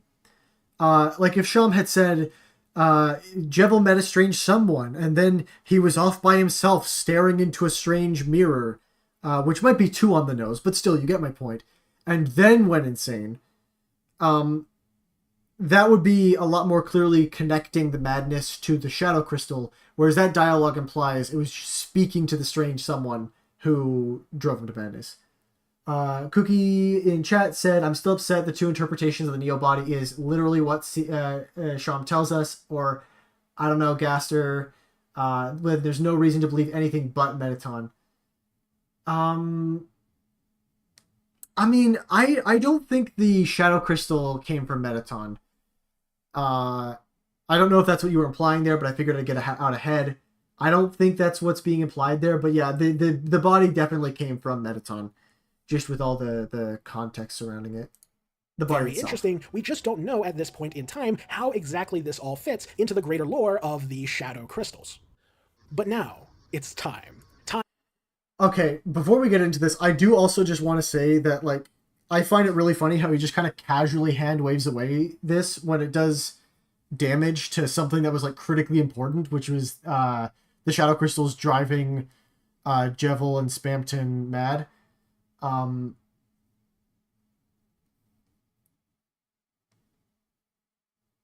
So, yeah, yeah. Well, got a comment. Seem implies the crystal materialized because the Neo body meant to a Lightner, though. Let's go back and read the Well, because that's kind of the issue, though, is we have kind of 2 for 2. Because I could see how Gerson gets one because he's important to another Lightner, but I don't know how Jevil and the Knight, who dropped the other Shadow Crystals, I don't understand how they... maybe the Knight, you could extrapolate some stuff, but Jevil has never been implied to be important to any Lightner, as far as I'm aware. Maybe Snowy really likes Joker cards, so... Yeah, so... yeah, I'm kind of uncertain on that one. Okay. Let's okay. Puts it off the rails conspiracy theories. It's time for my theory. You see, while I do agree with several elements of these final 3 theories, I don't actually believe that any of them are the truth. I think the truth of the Shadow Crystals is one that you could never have guessed at, unless you went down the rabbit hole into the Wonderland. Okay. Okay. See, this is kind of my issue, is he's saying that the Shadow Crystals, you could never predict it. You could never predict it. unless you went into the rabbit hole of speculative theory. That to me is just not great writing. Like, there should be a logical follow through for the stuff that happens. Like I'll actually say another thing I was wrong about. Gerson coming back. I was wrong about it, but given the hints and the context we got before, Gerson showing up is not completely illogical. We had some hints, and it was kind of hard to tell back in the day where they would go. But having the context now, you can look back and say, okay, that makes sense as foreshadowing for this. You could, and people did, glean that as evidence of Gerson coming back. But only being able to do through wild speculative theory. And again, a lot of what Jaru says requires Toby to make these insanely arbitrary choices that would only make sense in the context of Jaru being correct, and just these arbitrary rules that come into play for no particular reason, solely for the sake of pulling a gotcha on the fans. And I don't think that's good writing. I think that's very poor writing, to just have these arbitrary rules. Like, I'm trying to think of an example. Like, it would be like if in Undertale, it was like, actually flowers are connected to the 7th astral plane, and Photoshop Flowey, he's not even actually using the power of the souls. He's just connecting to the astral plane through his flower powers. And it's like, okay, in that case, it'd be like, why? Like, no one could have seen that coming. You establish like souls and all this other stuff. What's the logical follow through there? So anyways, let's continue. Of speculative theory crafting the way I did. You see, my theory is one that builds on my past theories, and those past theories are already so contentious that it's understandable if you haven't arrived at the same conclusions as me. My shadow crystal theory, my dear viewers, is actually rather simple at first glance. In fact, it's one of the theories I dismissed. What? Earlier. My theory is that the shadow crystals actually show the past. If you are a new viewer, and this is the first video of mine that you've seen, then you must be very confused. I can hear you saying now, but Jaru, didn't you dismiss the past theory as not making sense because it provides no believable benefit in combat? Doesn't that prove it can't be what the shadow crystals are showing? Indeed, dear newcomer, that was a roadblock that the past theory failed to overcome. The crystals showing the past just doesn't make sense if we're dealing with a linear timeline. If you've seen my other theories, then you'll likely know exactly what. Like, I just want to say, this is why I like go back and forth on how serious Jaru is, because we saw in the comments. So let's show less. He has a bunch of replies. He has this whole thing. He is very defensive. He is very defensive about his theories. So in his videos, he plays it up like, haha, guys, these are so goofy, silly, funny. I'm just a wacky, zany conspiracy theorist. But then you talk to him in the comments and you're like, hey, you're factually wrong. You are factually wrong. He gets super defensive. So I don't understand. I don't get it. What I'm about to say. You see, at the end of my Deltarune magic video, I revealed one of my grander theories. I believe that Deltarune is, in fact, stuck in a Groundhog's Day style time loop, and this time loop has been created by the angel from the prophecy. My theory holds that, at the end of the game, the angel will reset this reality and return us right back to the start of Chapter 1, with all our memories erased. I won't go into full detail on why I believe this is the case, as I cover all that in my other video. But all you need to know from this video is that Deltarune is trapped in an endless cycle, where the characters are forced to live out their days only to get sent hurtling back in time with all their memories gone. It's literally what happened to Sans in Undertale, only this time, in Deltarune, we too are powerless to stop it. We are just one more victim in a world filled with victims. This is just such a bad story. Like, I'm just gonna have to be blunt here. Like, because he's gonna go on later to say, why is Sans here? Kooky, have you learned nothing? Have you learned nothing from the whole collab we did together? I am deeply offended. Have you learned nothing? You know damn well why Sans is here. You know say it for me, chat. Say it for me. If you watch my stuff, say it. You know why he's here. You know why Sans is here. But yeah, sorry, hopping back to my point. The whole thing is the timeline. He literally says that the time loop will just end with the universe resetting and just everything sucks forever. And there's just no improving it. And you're just stuck in the time loop forever. And like, yeah, what a wonderful message. What a wonderful message for this game. Nothing matters. You're stuck in an infinite loop. And everybody dies. Really? You think that's the game Toby Fox is going to make? Also, yeah, we've got Undertale favoritism in the chat. Thank you, everybody. Thank you, everybody. But yeah, like his time loop story, and he's going to go on to say, oh, just because it makes you sad doesn't mean it's a bad story. No, it's a bad story because, like, look at the themes of the game. Look at the themes of game, of freedom, of choice. And you're going to tell me that the end theme of the game is, yeah, actually, your choices don't matter. Nothing you do matters. You're in an infinite time loop and everything sucks and everything dies forever. Like, really? Like, that's the message. That's the message you think Toby Fox is going for. That's what you think it is. If Sans really is from Deltarune, how does he end up in Undertale if he's trapped in a time loop? I know that's not confirmed, but that seems more likely. Like, his theory is literally the game is going to end with the Fun Gang helping Sans escape. I'm spoiling it, but let's watch. This horrible reality is the reality that is revealed by the Shadow Crystals. So, let's look at the evidence and see how my time loop theory holds up. Starting with the visions, my theory has all the advantages of the past theory, and thus these visions all make perfect sense. All these things did indeed happen in the past, so the Shadow Crystals are easily able to show them. But wait, my time loop theory actually improves on the past theory, because instead of saying that Spamton and Jevil may have seen something horrible in the crystals, my theory can tell you exactly what it was that they saw. Spamton and Jevil looked into these Shadow Crystals and saw the horrible reality of the angels' heaven. They saw, which, as we talked about before, there's plenty of evidence that there's other things that drove them to madness. So,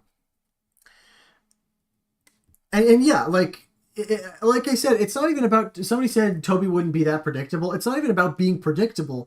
It's about, like I said, it's not just that the ending would make me sad. I'll fully admit that ending would make me sad. It's just that so much of the game, like, I just genuinely can't believe that the message of Deltarune is going to be your choices don't matter.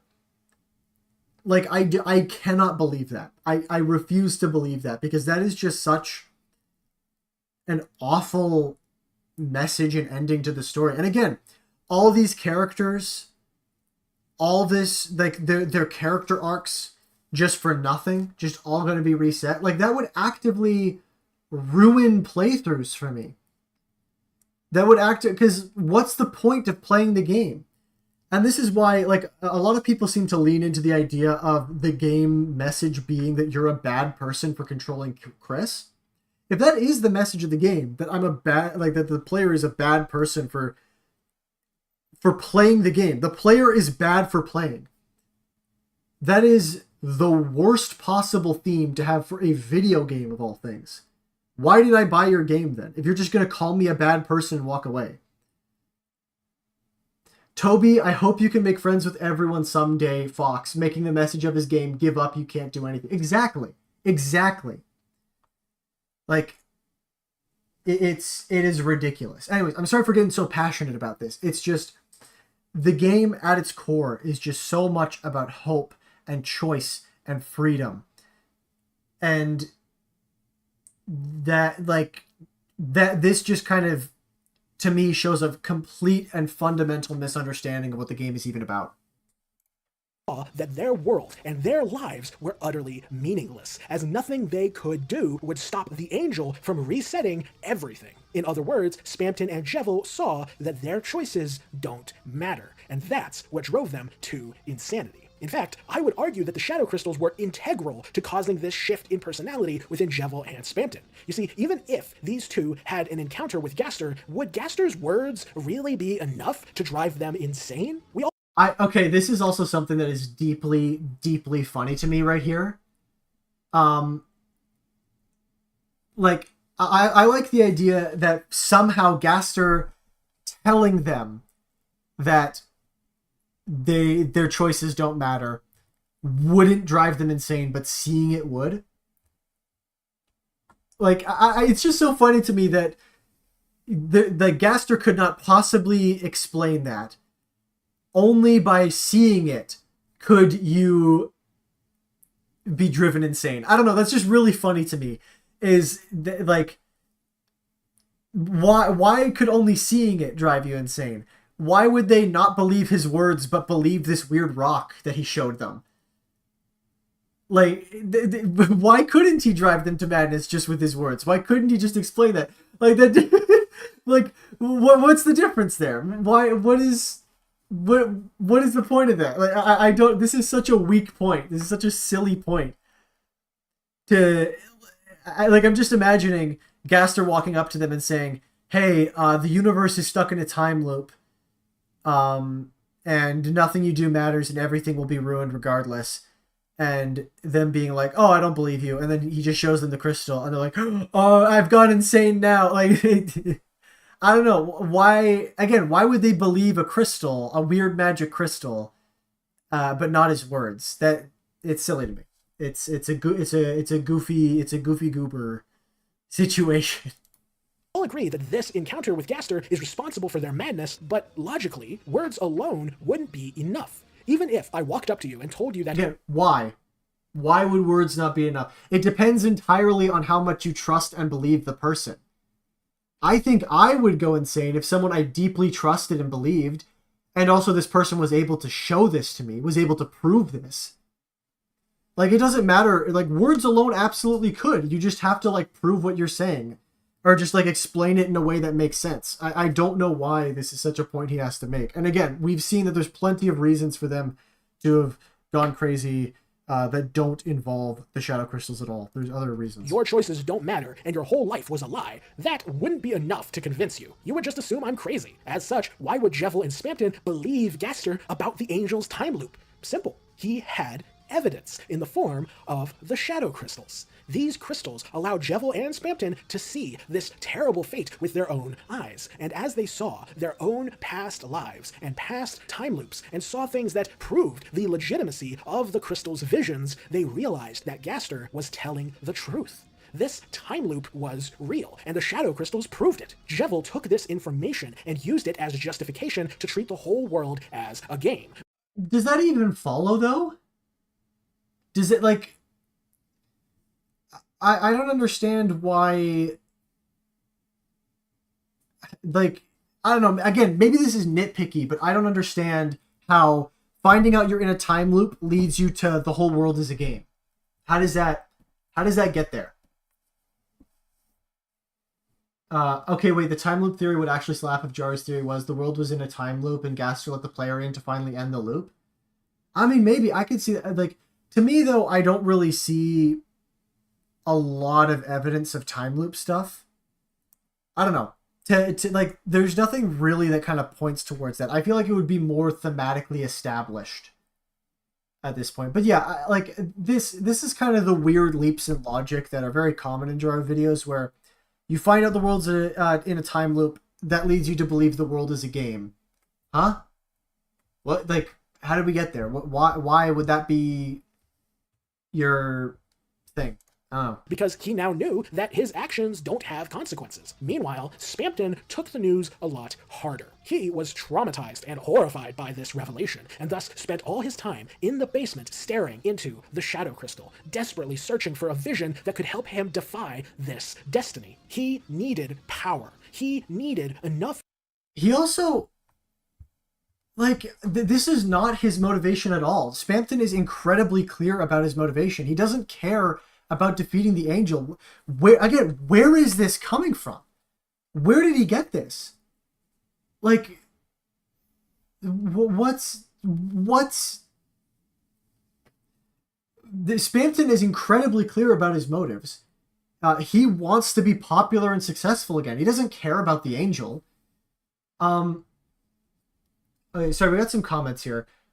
Chris Dreamer, I feel something I feel people miss with insanity isn't an instant change. It's more or less of a breakdown and rebuild of one's sanity. If someone took it as face value and accepted it, then you're crazy. Then you're already crazy. I mean, like, this is not even addressing how he deals with mental health. We kind of already talked about that. Like, I don't have the energy to get into that. This is genuinely so off the rails and unrelated, and all based on incorrect interpretation of dialogue. That's all Jaru theories. Yeah, no, like again, I forgot about this. This is genuinely baffling to me because of all the characters who are unclear in their motives, Spamton is undeniably the most clear in his motives. He is incredibly transparent with his motives. I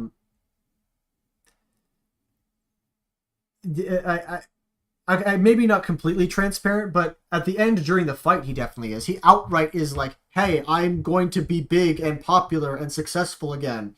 That's my entire goal. He never mentions, is he taking this line, are you watching Heaven? It's time for Spamton's comeback special. Is he taking that to say that he wants to defeat the angel? That has nothing to do with defeating the angel. That's him looking up and saying, hey, Heaven, I'm going to be big and popular again. The comeback special. That's him saying, I'm going to be big and popular again. What is going on? Power to defeat the angel. That's why he was obsessed with the Neo robot. That's why he wanted Chris's soul. He needed the power of Lightners in order to stand a chance against this fate. That is also why Sham has become nihilistic in their old age. When Jevil mentioned some of the terrible visions he saw, the visions that— Oh, I forgot. No, it's even funnier. It's even funnier. So Jaru goes on about how hearing words alone could not drive you crazy. That's not enough to convince you. That's not enough to make you believe what he says. And then immediately, he's like, oh yeah, Sham just believed Jevil at face value.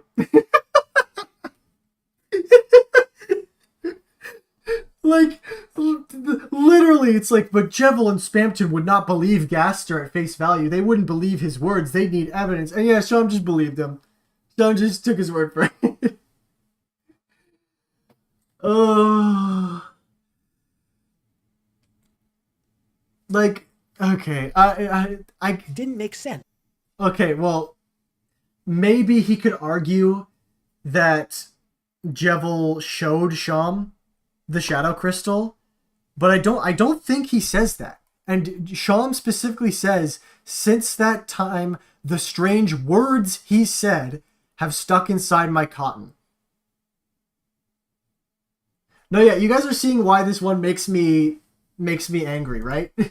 But didn't not make sense either. Those words stuck in Sham's cotton. Over time, Sham started to believe what Jevil said, and their perspective has grown darker yet darker. That's why Sham says to the heroes that one day soon, they too will realize the futility of their actions, and that fate is not on their side. Furthermore, my time loop theory also completely nullifies the main problem of the past theory, as seeing into previous cycles of this time loop holds a great deal of combat benefit due to the characters being stuck, repeating themselves. Even though the crystals are showing the past, thanks to the time loop, they're also technically showing the future, which means these visions can give you all the benefits of the future theory as well. As such, thanks to effectively being able to see the future through looking at past cycles, my theory also explains why the shadow crystals are useful components for creating the Shadow Mantle and the Twisted Sword. A magical cloak that lets you know where your enemy's attack is going to come from would be hugely beneficial, and a magical sword that can look into—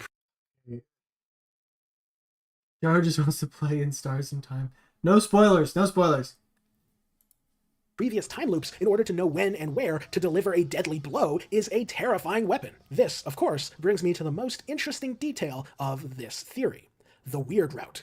Using the context of the time loop, we can deduce what the importance of the weird route is and how it ties into the greater narrative of Deltarune. You see, once we complete Deltarune using a completely pacifist playstyle, we will discover that all of our efforts and all of our kindness was not enough to stop the reset from happening. We spared everyone, we made countless friends, we stood together against a dark god, and it wasn't enough. But that won't satisfy you. You, the one watching this video, won't be happy with that. Yeah, because it sucks. Because it's a bad ending.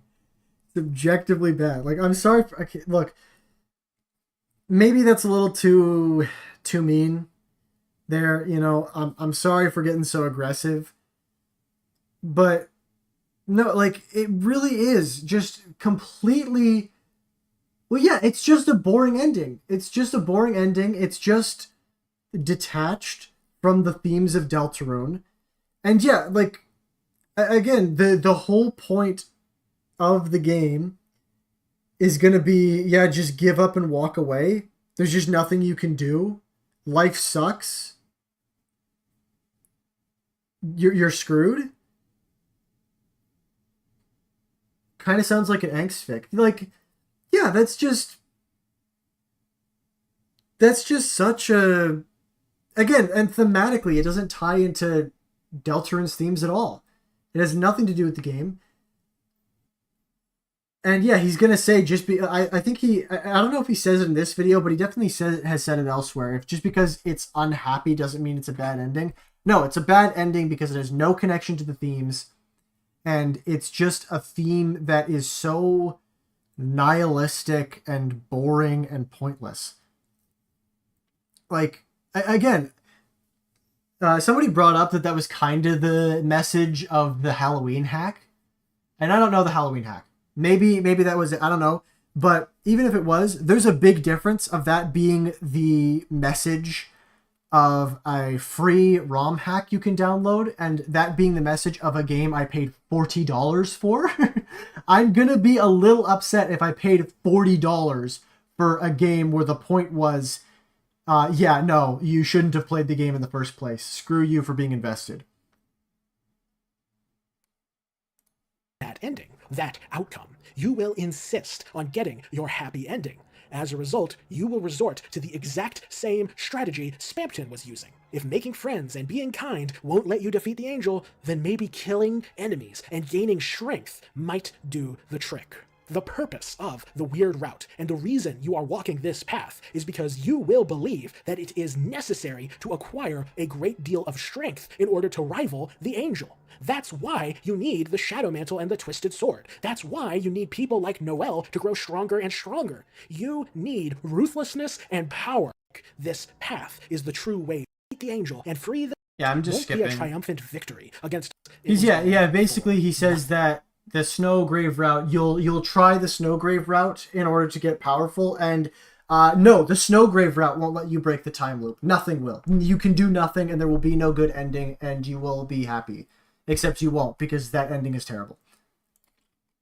But wait, there's more. There's one last mystery that my theory could provide a clear answer to. Specifically, the mystery of Ralsei's... Oh boy, Ralsei's back. Ralsei has claimed to have spent all his life living alone in the castle town, with nobody else to interact with. So, dear viewers, how could he have learned about the prophecy and the roaring and the Delta Warriors? How could he know more about the nature of Darkners than characters like King and Queen? How could he know the fate of this world and yet not know basic things like how to make friends? The answer is, of course, the Shadow Crystals. Using a Shadow Crystal, Ralsei would have seen the roaring play out time and time again. And through his visions, he would have realized the tragic fate of this world. He realized this terrible destiny, and yet he did not go mad. Why? Because, unlike Jevil and Spampton, Ralsei is a good person. In fact, he's not just good. He is sincerely, honestly, and clearly a fantastic person. He is sweet and kind and generous and respectful and a pacifist. I know it's popular to theorize that Ralsei is secretly... Oh my good lord. Oh. Okay. Ooh, oh boy. Oh man, I'm kind of... Me when there's eldritch horrors, but I'm simply a good person, so I don't go insane. evil or secretly going to betray us, but I don't believe that for a second, which Ralsei's might built surprise different. you given how crazy my theories get sometimes, but I honest to God do not believe Ralsei is anything more than a good, sweet boy trying his hardest to make the best of a bad situation. When Ralsei tells Chris and Susie this prophecy of light and dark, where the forces of good overcome the forces of evil and manage to banish the angels' heaven, I think he's saying this to give Chris and Susie hope. He knows the fate. Literally, so literally just falsely giving them hope for no reason when he knows the world's gonna end. Okay, wait, sorry. Lesson of the day: cheat mental illness. Lesson of the day, chat: mental illness makes you evil and mean and bad. Okay. Oh, no. I'm gonna be okay, I need to say right away. Sorry, before they get carried off, because I'm realizing now. I really don't think that's the implication there. I think this is kind of an example of him being a bit careless in his phrasing. I don't think that's what he's trying to imply. I don't think that's necessarily the conclusion. I think that's a bit uncharitable. I understand. Like the point of when we brought up in my video, Jaru does this a lot, where he will word things in a way that are a little careless and can have some not great implications. And I just want to, like, right on the table right now, because I don't want to be out here saying that Jaru's a bad person or whatever. I think that this is just an example of, he could have worded it a bit better, but I think that is I think that that's reading into it a little bit hard and a little bit uncharitably. Again, I'm not trying to say you in chat are bad. I just think I want to be, I don't want to be just out here lobbing accusations at him when, like, I really don't think there's anything serious enough to deeply critique. I don't know. I want to err on the side of caution. I want to be respectful to him. I think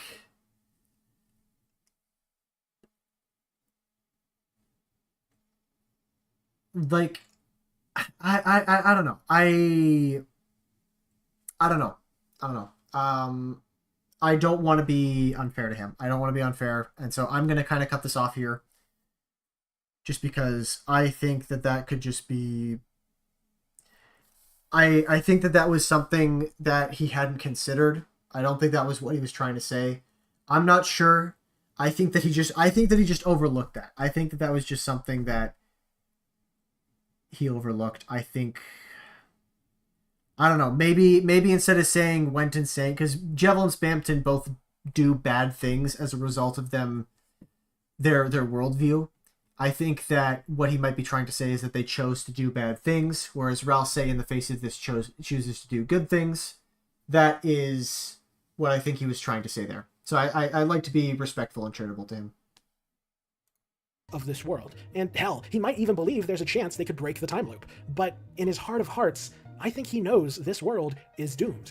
And he's just doing his best to keep his friends from giving in to despair. He's trying to be the light in the dark for them. He's trying to prepare them for the horrors ahead. He's trying to make sure that if these are their last days, you enter his castle at the start of chapter 1. Furthermore, the shadow crystals may be how Ralsei knows exactly what Chris's room looks like, as well as all the food items that Susie enjoys. The crystals are also the reason behind Ralsei trying to convince Susie and Chris to not think too hard about the things Spamton said during his boss fight. Ralsei knows what— Jaru's so wrong, he's right. Ralsei hides information to not hurt his friends. I mean, yeah.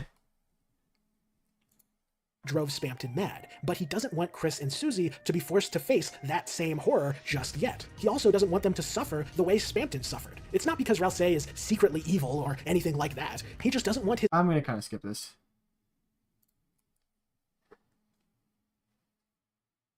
But hey, that's just my interpretation.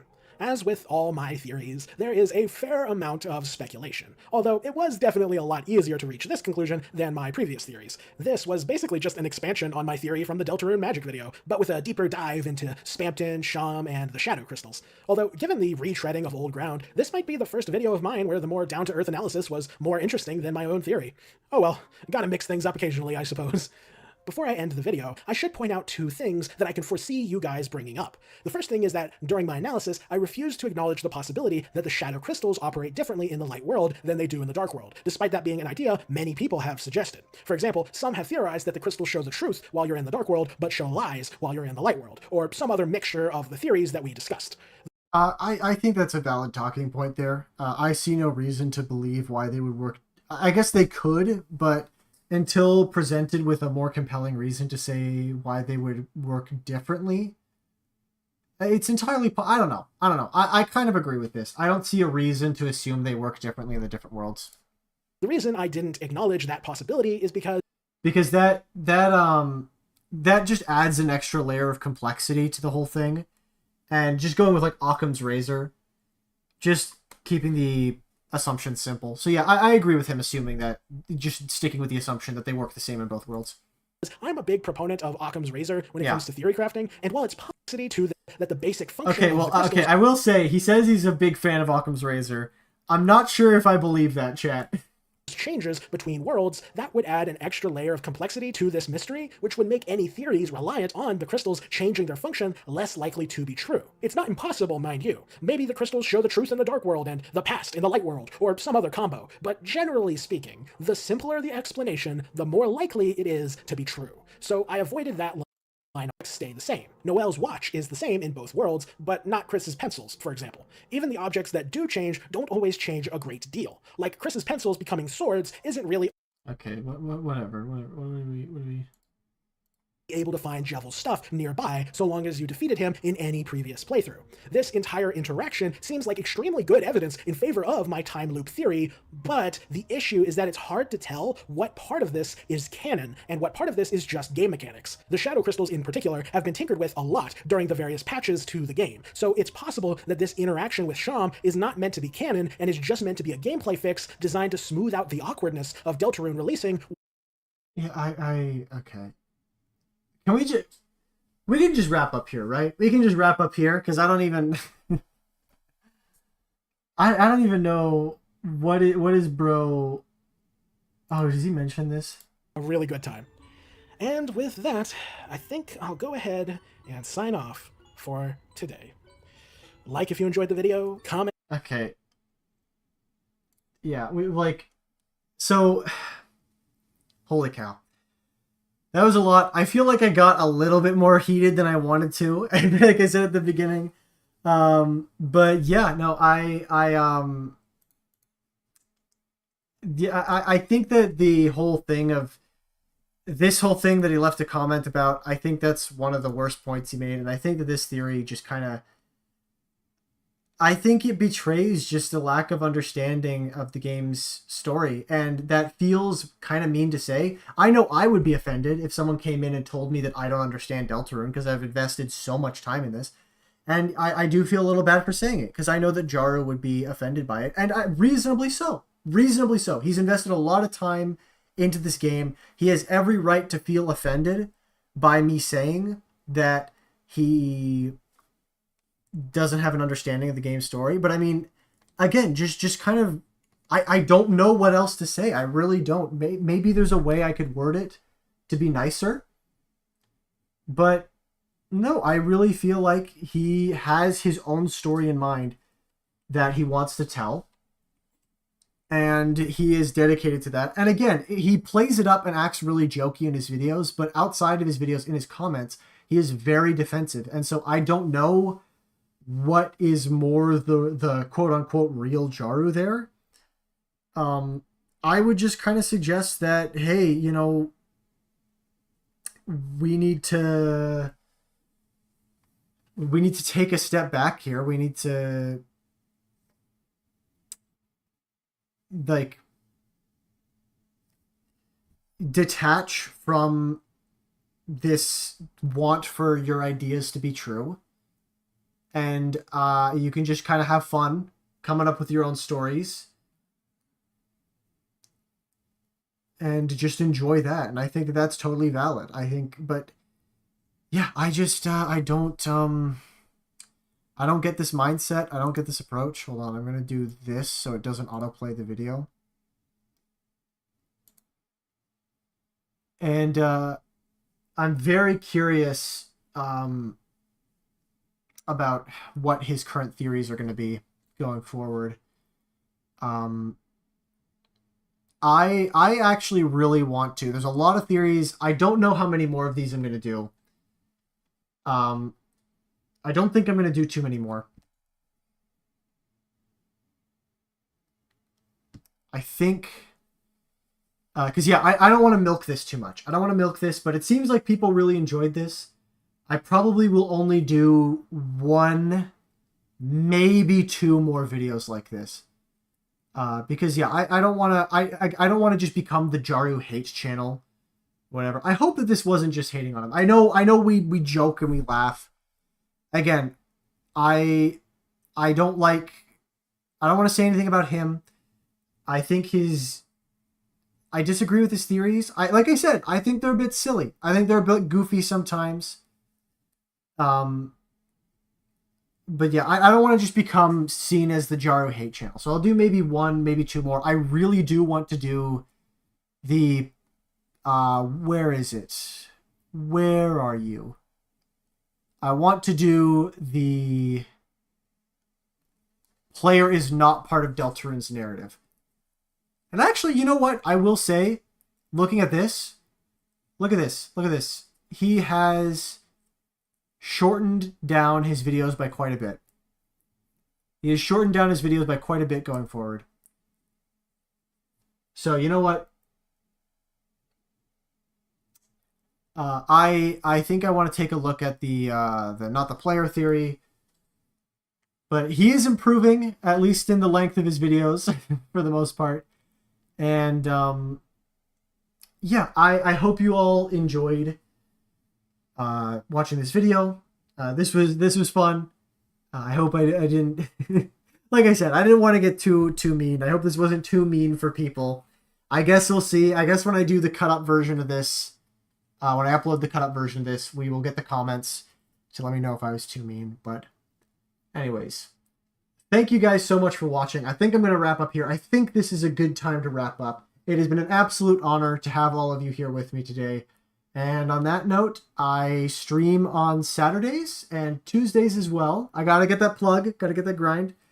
And if you want to see more of this, tune in those. That's going to be me mostly playing video games, mostly Elden Ring Night Rain. So can't believe the devs made the Jaru Marathon easier by shortening the video time. Yeah, so it's been great having you all. Catch me in one of the other streams if you want to see me do some gaming and if you want to chat. And I hope you all have a good day. And yeah, I'll see you next time.